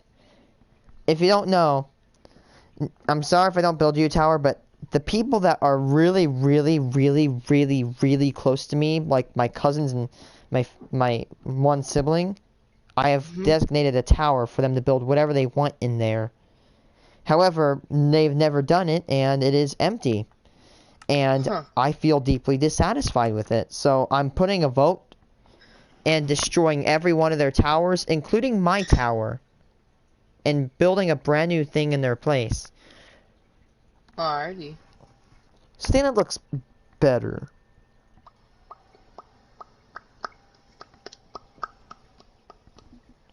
I do apologize if I come off as like insecure. I am very, very, very protective over my worlds.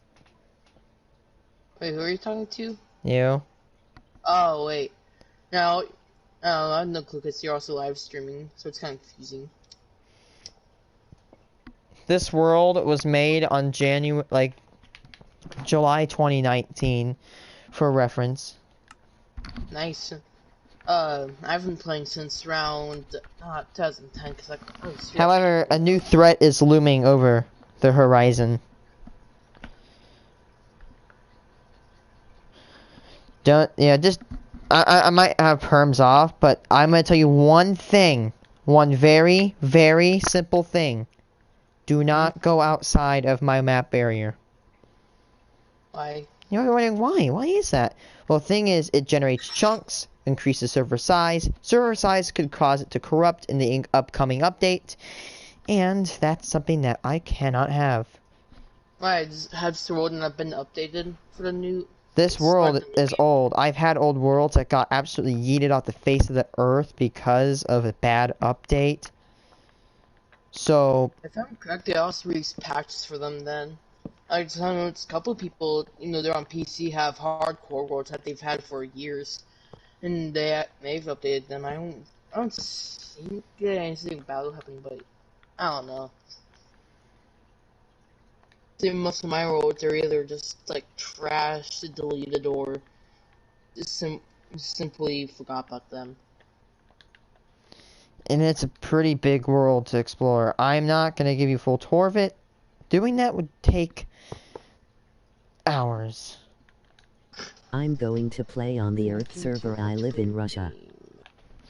Yeah, actually, Alex, how is that going? How is the Earth server going?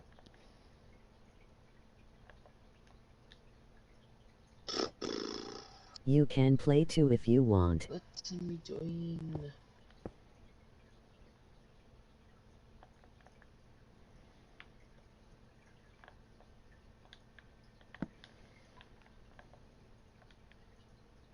I just started, but we made a small farmer. A farm? From. Alright, finally. Using keyboard, mouse like a pro. In fact, I need to get a new mouse and keyboard. This mouse I have just some like office mouse, and it's having like buttons for sides I can't pick.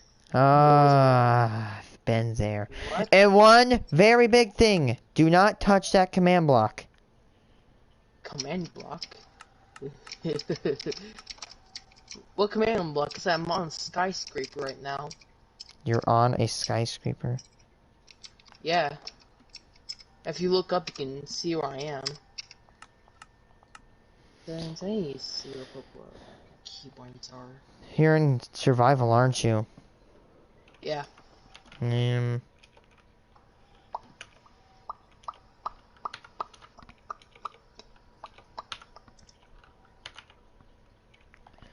Hold on. Ticking area? What the hell is that? FPRU, the server name is Velatic and the server port is 25583. IP is 25583? Okay. Video.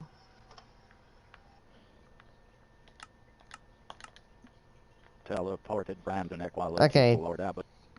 Before I put you in a creative, I'm going to just go over some other things. Get that out of Look here. their map URL. Video. Okay, so give me a second. There we go. Let me dupe this. Better.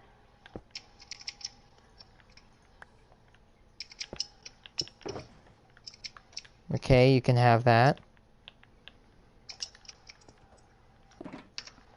Right. That is a map. Now, Great. what? Hooray, map. FOV, I'm turning you to 100. 110. Let me pick up. Now, the rule is don't go outside of that map. Alrighty. Right, I'm screwing lost my FOV right now.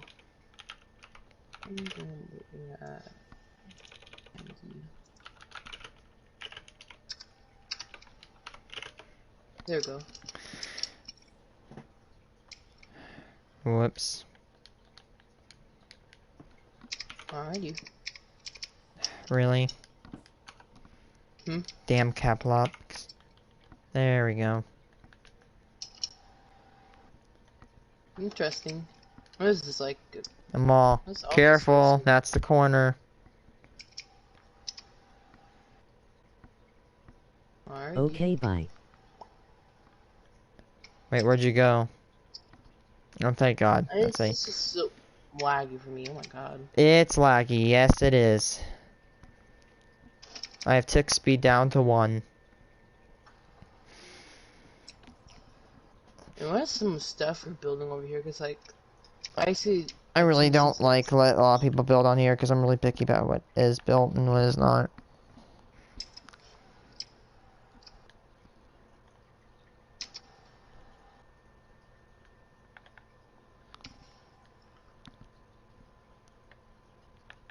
Where are you going? I have no clue. Cause like this is a game's like lag. This is a lag, so it's like the little character icons just like glitch around. I mean, if you don't know where to go, locate the outside, and I don't know if you see a black streak anywhere, do you? Do you see like a black streak on the map? Top of the map? Inside of the map? On the, like where I'm at right now, you see it? I'm trying to find where you are. Kinda, yeah. You can see how it's like a little black line? Yeah. That is a highway. If you get lost, of course, you can go to there. It only spans the southern part of the country. Yeah, right down here. There is a little itty bitty part of highway, but that's not going anywhere because I haven't finished connecting.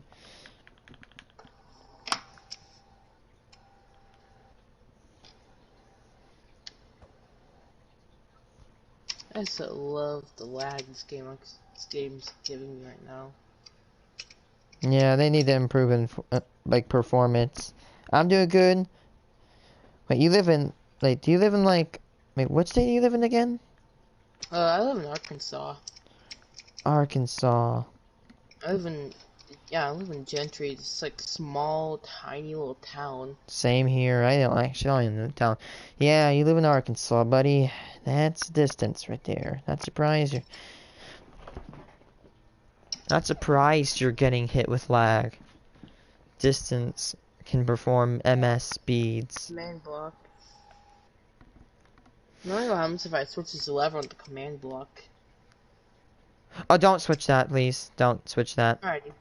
That is a clearing. Whatever you run into when you switch that will delete itself out of existence. Let me demonstrate. Actually, don't. Shit. Yeah, did you see that? Oh. Yeah, it's just, it's oh yeah, right. That's really bad. It's targeted to all players, meaning that if I switch it, you would be affected. Do you know why this is created? Actually, that's not a, what's it called? Might want to delete that monolith. Monolith? This monolith that happened. The thing is that the ground was hollowed, and it was actually made of sand. So the reason is that this goes 10 blocks into the earth. That way I can ensure that it was not sand. So then I went, like, flattening this out only took me like 2 days, where it could have taken 2 weeks because of not having commands. But I had commands, and I just absolutely destroyed this place. Ready for building any suburban areas. This is Riversdale. As you can see, Riversdale is a city yet. It's gonna look like its cousin, which is Riversburg, which is over here.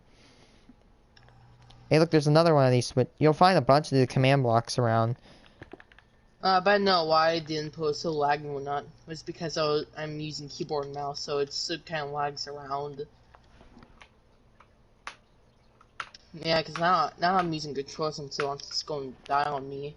Yeah, I just use my keyboard, and it's laggy. I have a keyboard because of command blocks. I have a keyboard, but I gotta get a new one because this one's kind of old. Mine is last too. It's not even a gaming mold. It's not even a gaming mouse. This is Riversburg, by the way. And by the way, you might be laggy because every single house you find, you can actually turn the lights off. Like, every single house. When I mean every single house, like, legitimately, you can, like, cut the power to it. I would show you that, So but... is it like a main power switch to it, then? Well, I do have a nuclear plant. Nuclear plant? Ooh. I know where I'm going now. Energen nuclear plants located, like, southwest, yeah. This giant thing right here. Energen, How long did this take you to make? well, this world is about a little bit over 2 years old. Because I saw this person sitting on a super flat, and I'm like, wow, that is insane. Like, it was before commands, too. Like, this dude actually manually punched out and filled up an ocean. It was 1 block deep. Like, on a super flat, too. I'm like, holy shit. You dead ass. Oh, you're in TA City. That is going... Wait, you can see the map, right? Like, it's all mapped out? Yeah. That is the main settlement. Actually, you see back down in the bottom, like, southwest, where it kind of loops around that one river. That's where Energen nuclear power is located. Interesting. Just follow the power lines. They'll lead you there. Power lines. I'm in the suburb. I'm in downtown Abbott Agency City. Your username, Abbott. It's actual like place called Abbott. Abbott. Oh, Abbott. Yeah. Yeah, there's a bunch. There's actually a few places actually named that. It's an Yeah. old name. My last name back then was changed to 2 T's instead of 1 T because they were trying to avoid the goddamn witchcraft trials. Apparently one of my ancestors had his foot swell, and he blamed it on witchcraft. Effing idiot. It wasn't a witch. So pro. Probably his ineptitude caused. Oh, that is TA City nuclear bunker, and that runs way lower. I'm not gonna give you a tour, like a full tour, but look.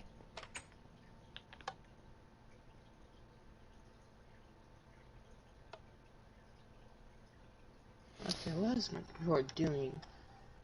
I swear to God, I better not stick drift from this goddamn controller that I just got. And this is a whole ass nuclear bunker too. This thing goes down for miles, not miles, but like just feet and feet and more feet. And oh, by the way, keep in mind every corridor you walk through is actually surrounded by obsidian on the outside.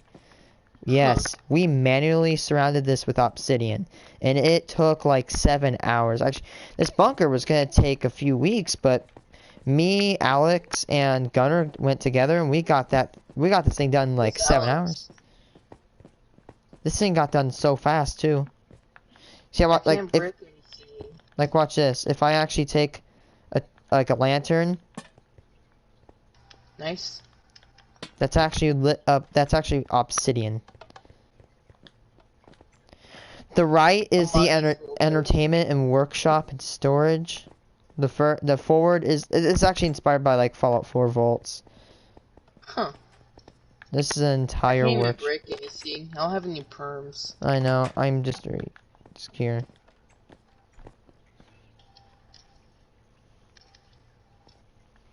Yeah, right. These supplies. The reason I didn't fill these chests is because you want to take a guess why? Why? Excuse me. Let me just throw those away. Open AC. It's really interesting why I didn't put these things full of bread. Because if there isn't an apocalypse and this is actually supposed to serve because I have capabilities of building high-end powerful nuclear weapons. Well, lowly powerful. These aren't just important. These are just a farm for every tree in the game.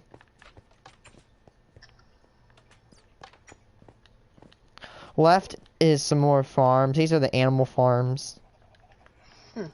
Interesting. So the reason I have it like that, Where's the cotton farm? What? Where's the cotton farm? There's no cotton farm. Why are you saying that there's a cotton farm? Oh man, you should have a cotton farm for reasons. Why is that? Just tell me, dude. Reasons, why not? Dude, if that's some sort of goddamn, like, slavery joke... yeah, that's not really funny. Yeah, I beg to differ. Like, people actually died from that shit, dude. Yes, I know that. It's not something you should really be like joking about. Like, people actually got like freaking whipped because of that. People lost their actual lives because of that shit.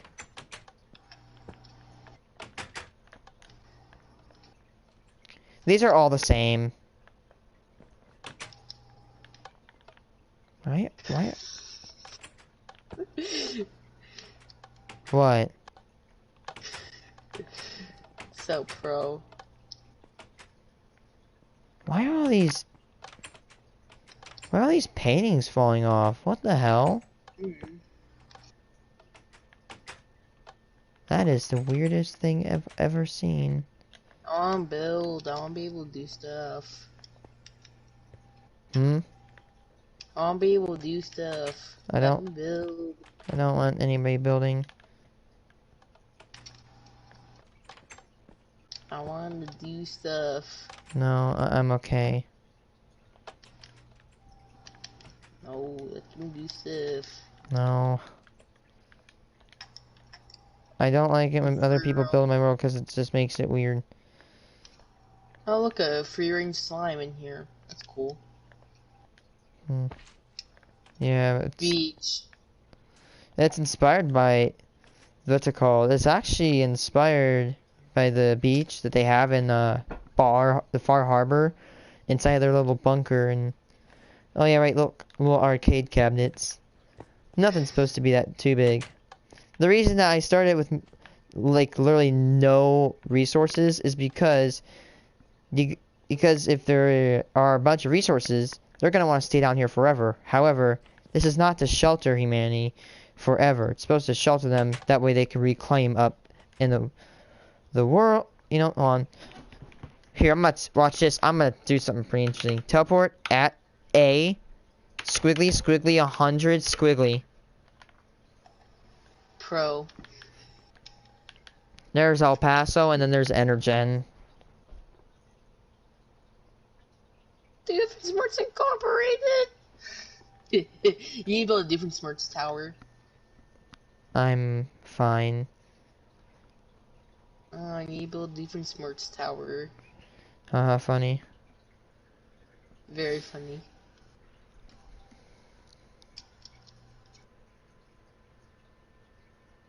I still love it when Minecraft wants to code stuff so badly that it lags at 1 frame per second.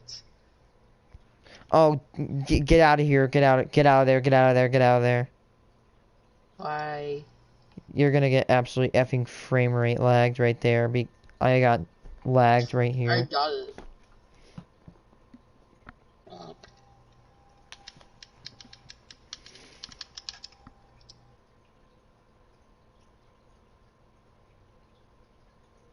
Crockbow.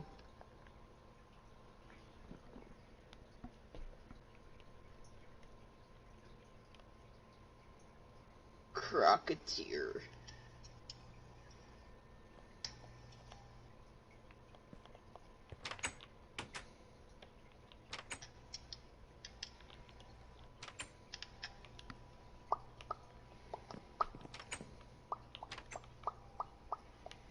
Oh, I have an armory in El Paso.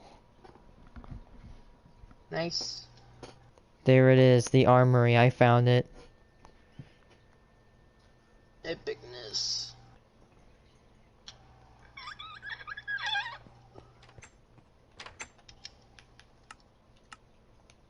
Kermatos.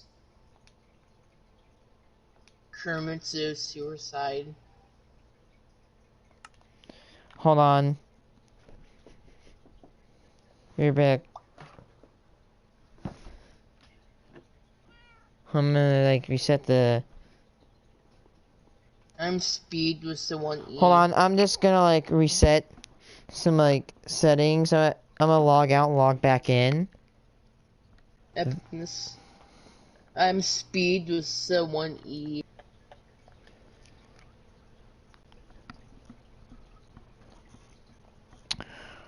Okay, yeah, I'm resetting the game right now to like make sure that it doesn't lag because sometimes it needs to be reset.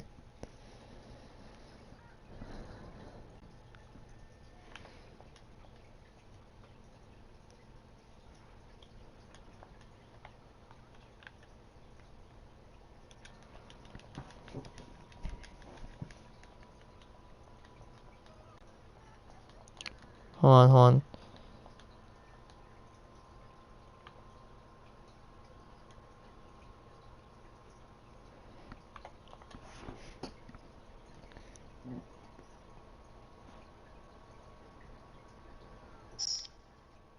Orangutan sounds. Yeah. Hold on, I'm restarting the world. I'm gonna make survival world because I'm pro. Here, you sure you don't want to join? What? Okay, hold on. So, oh, crap, it's 3:03. Crap, I need your help. Oh, it's 4-1 here. I need... Oh, wait. Wait.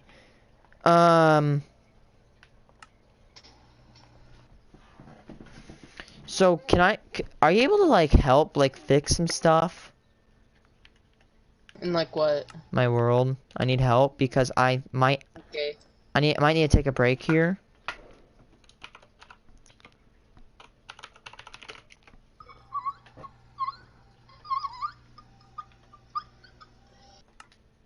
And you invite me again because it doesn't show up. Yeah, this is why I keep resetting. It's just broken. Hold on, it's glitching out. Seed. Yes.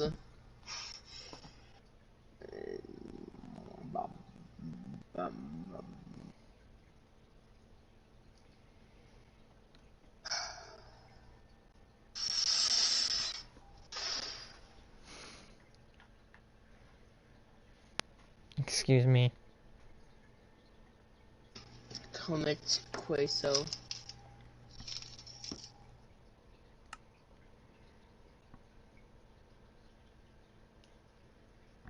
Jalapeno.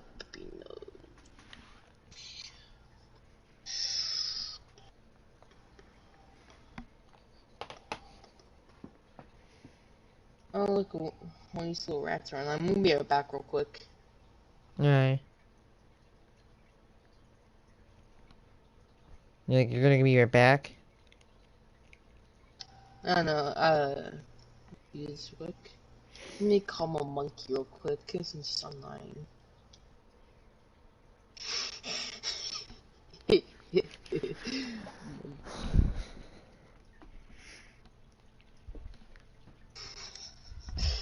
Nine minutes into playing Cold War, this gets a message saying monkey.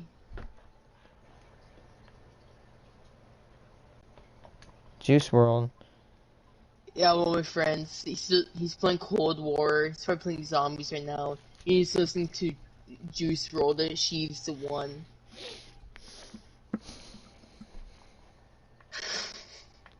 Wait, I got it. Okay, I reset the world. It's good now. I'm going Biden. Here's just make it. Wait, what you doing again? What you doing again? Let me invite him real quick, after calling a monkey. Hey, wait. Hey, psst, I hope no one hears this. Yo.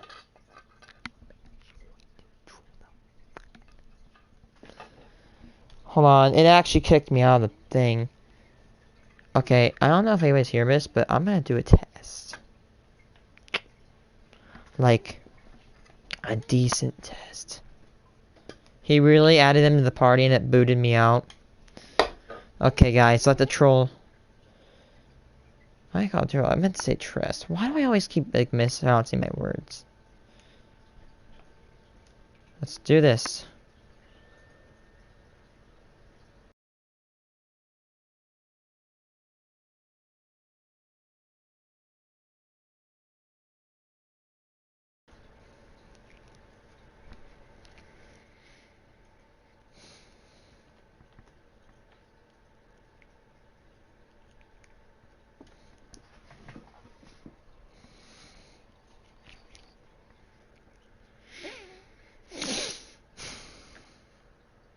It lagged.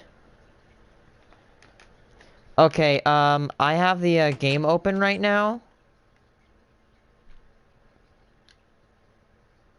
Here. Oh my god. Really?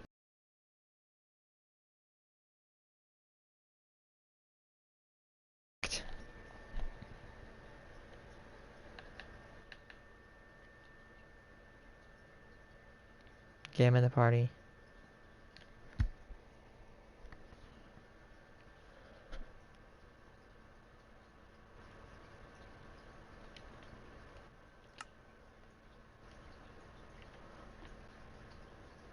Hey, hold on.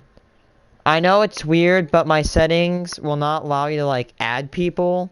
So if you add people, it'll just remove me from the party, and it doesn't work, so...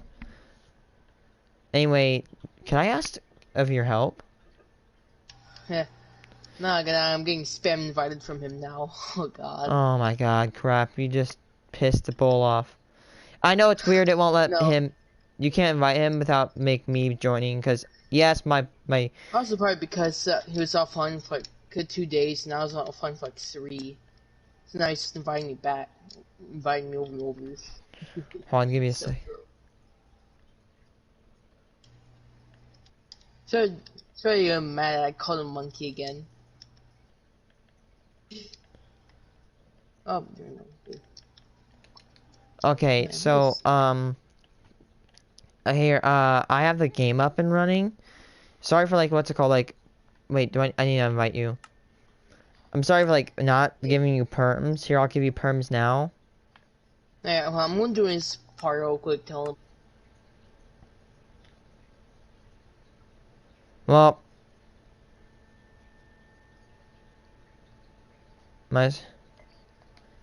Just text him and call him a monkey, I guess, you know.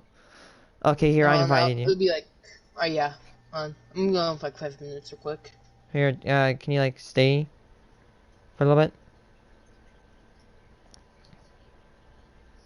Here, can you... I wonder why you need to take, like, 5... You can just rejoin back. Just rejoin. Here, can you, like, rejoin ASAP?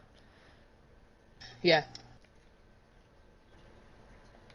Okay, now we're gonna do the ultimate test. We've done this test a few years ago. I swear to God, I hope my cover's not being blown. But, like... Hopefully I can catch something. I'm getting very bad about this, man. Are you joking about slavery? He thinks it's a show. I know about this, but it's cute. That's text. This is a duplicated world. If he joins and starts following everything up, I just catch him in the act and just...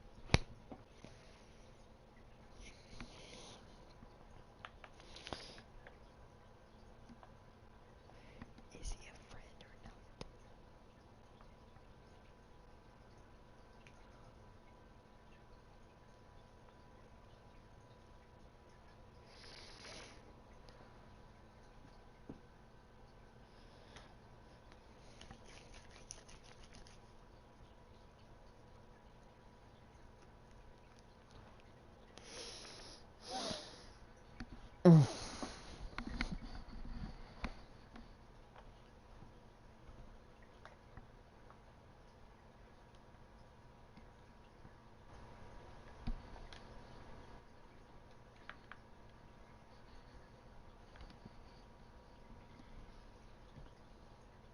Okay.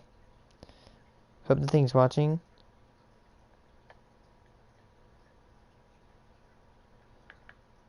Okay, so like what's it called? We're gonna do a test. Oh, he's in. If he invites friends, this is actually gonna be really good. Random.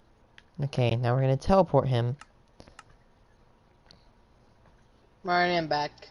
Hi. Suffering from orbital brain damage now. Aw, crap. What happened? It's 3:12? Teleported brand inequality to Lord Abbott Power 5. Oh man. Here, so I what's it called, so I have like, what's it called, I have perms, like, now you can build and stuff, cause yeah, by the way, I have some, like, problems with my city that need to be fixed, if you don't mind. Wait, what's the time again? Oh, it's 12. I think I need to be right back. Alrighty. Okay.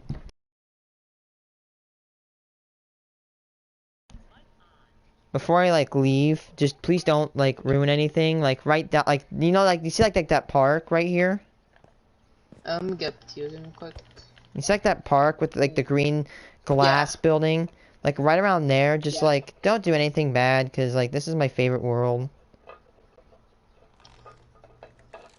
So, yeah, like, right down there might be some things to fix. So, if you, like, want to, like, do that, yeah, sure, but, like, just please don't, because I spent a lot of time on this world. It'd be bad. Alrighty. Hey, be right back. Alrighty. Pollock Mini Zoo.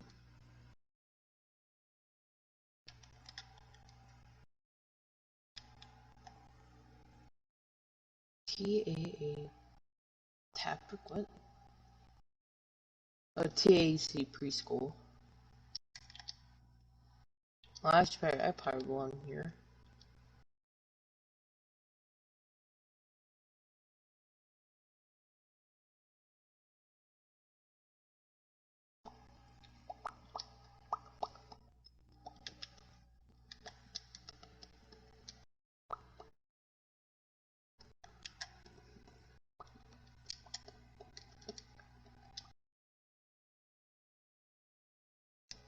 Alrighty.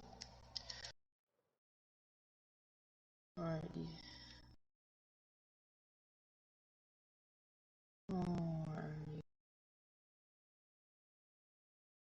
Employees only. I'm definitely an employee.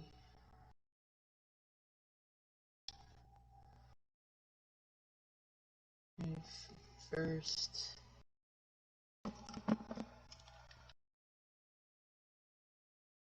Let me just clear out my inventory. First, remove whatever the heck this is supposed to be. Dirt. Like an actual water trough. I don't have perms, what the heck? I still don't have perms. I can always doors and switches. Oh, hey, I just came back. Yeah, Oh. I don't have perms, like, Wait, hold on, be right back. What's it called? Yeah. So, like, okay, by the way, what's it called? The zoo enclosure? Here. There we go. Hold on, I'm gonna help you with your inventory. I'm gonna assume that the place you're talking about was Here, the green is that road. okay? Your inventory's all clean, right? Yeah. There we go. I don't get it. Wait, what? Oh, sorry, I have to go, bye. Just don't do anything, please, I beg. Alrighty. I'm gonna assume by green glass I meant the zoo. The only place green grass and glass. Seeing how kind of sad this enclosure is, like shouldn't that pond of water, it's each just go and just take. Also, complete would. Let's see, like a proper water trough for the horse. Let's go there.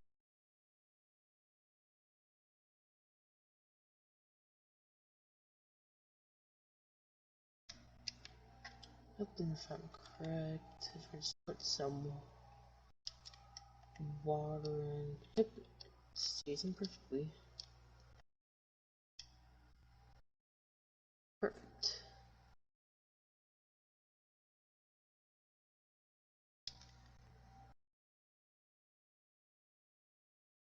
I'm gonna move these cables from right here.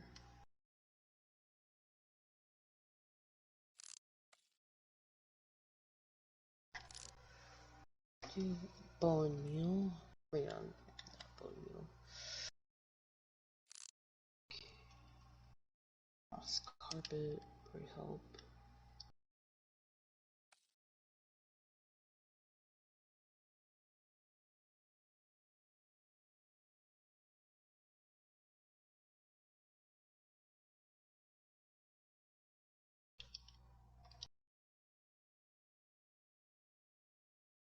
Let me access my inventory. There we go. No, for leaf. I can put a flower as well in this corner right here. Big. Where's the grass at? One. Grass.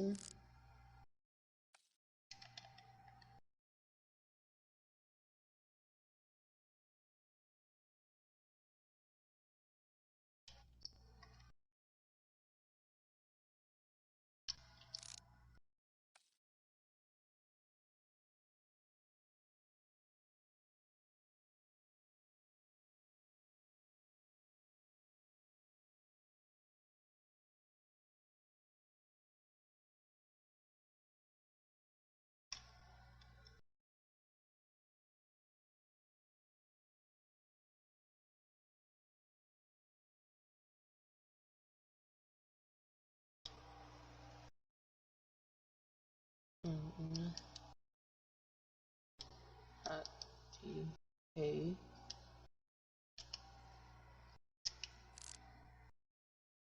And where that to really go is in the corner over here.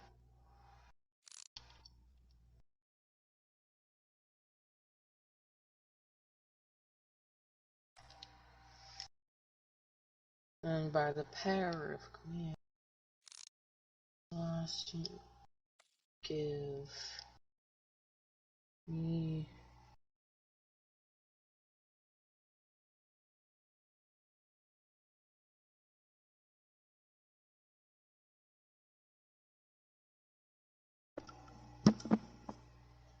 wait that goal line frame or goal frame.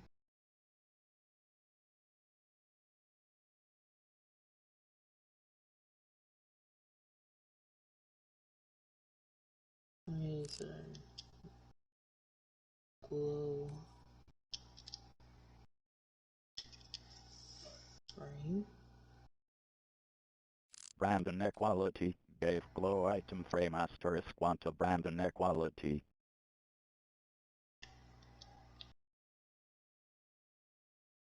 Now take some hay or wheat. We've got that if I'm correct. Let me figure out how to do that.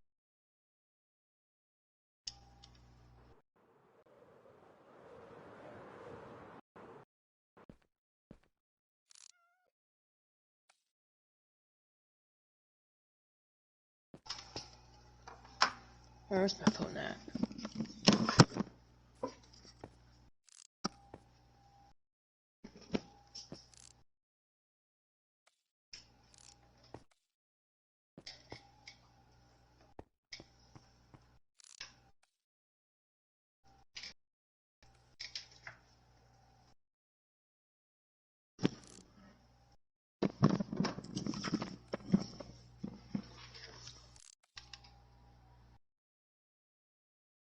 There you go. That. Alright. Horse enclosures looking a whole lot better.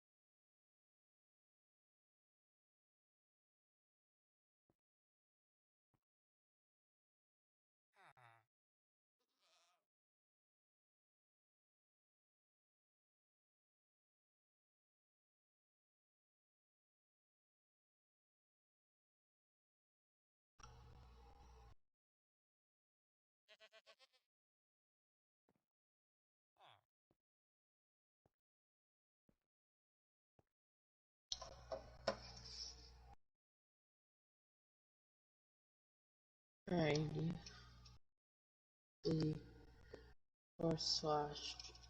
/give.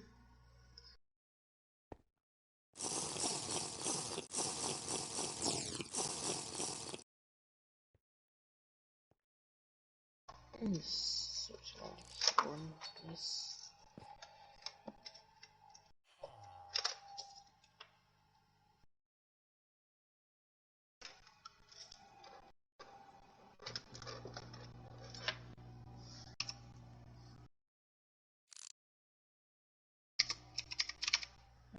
Frame.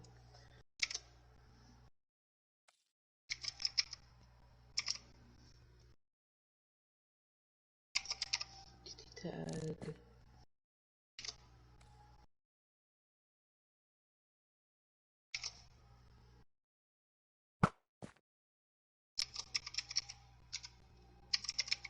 Invisible.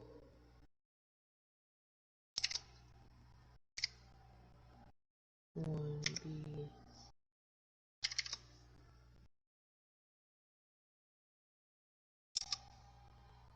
What?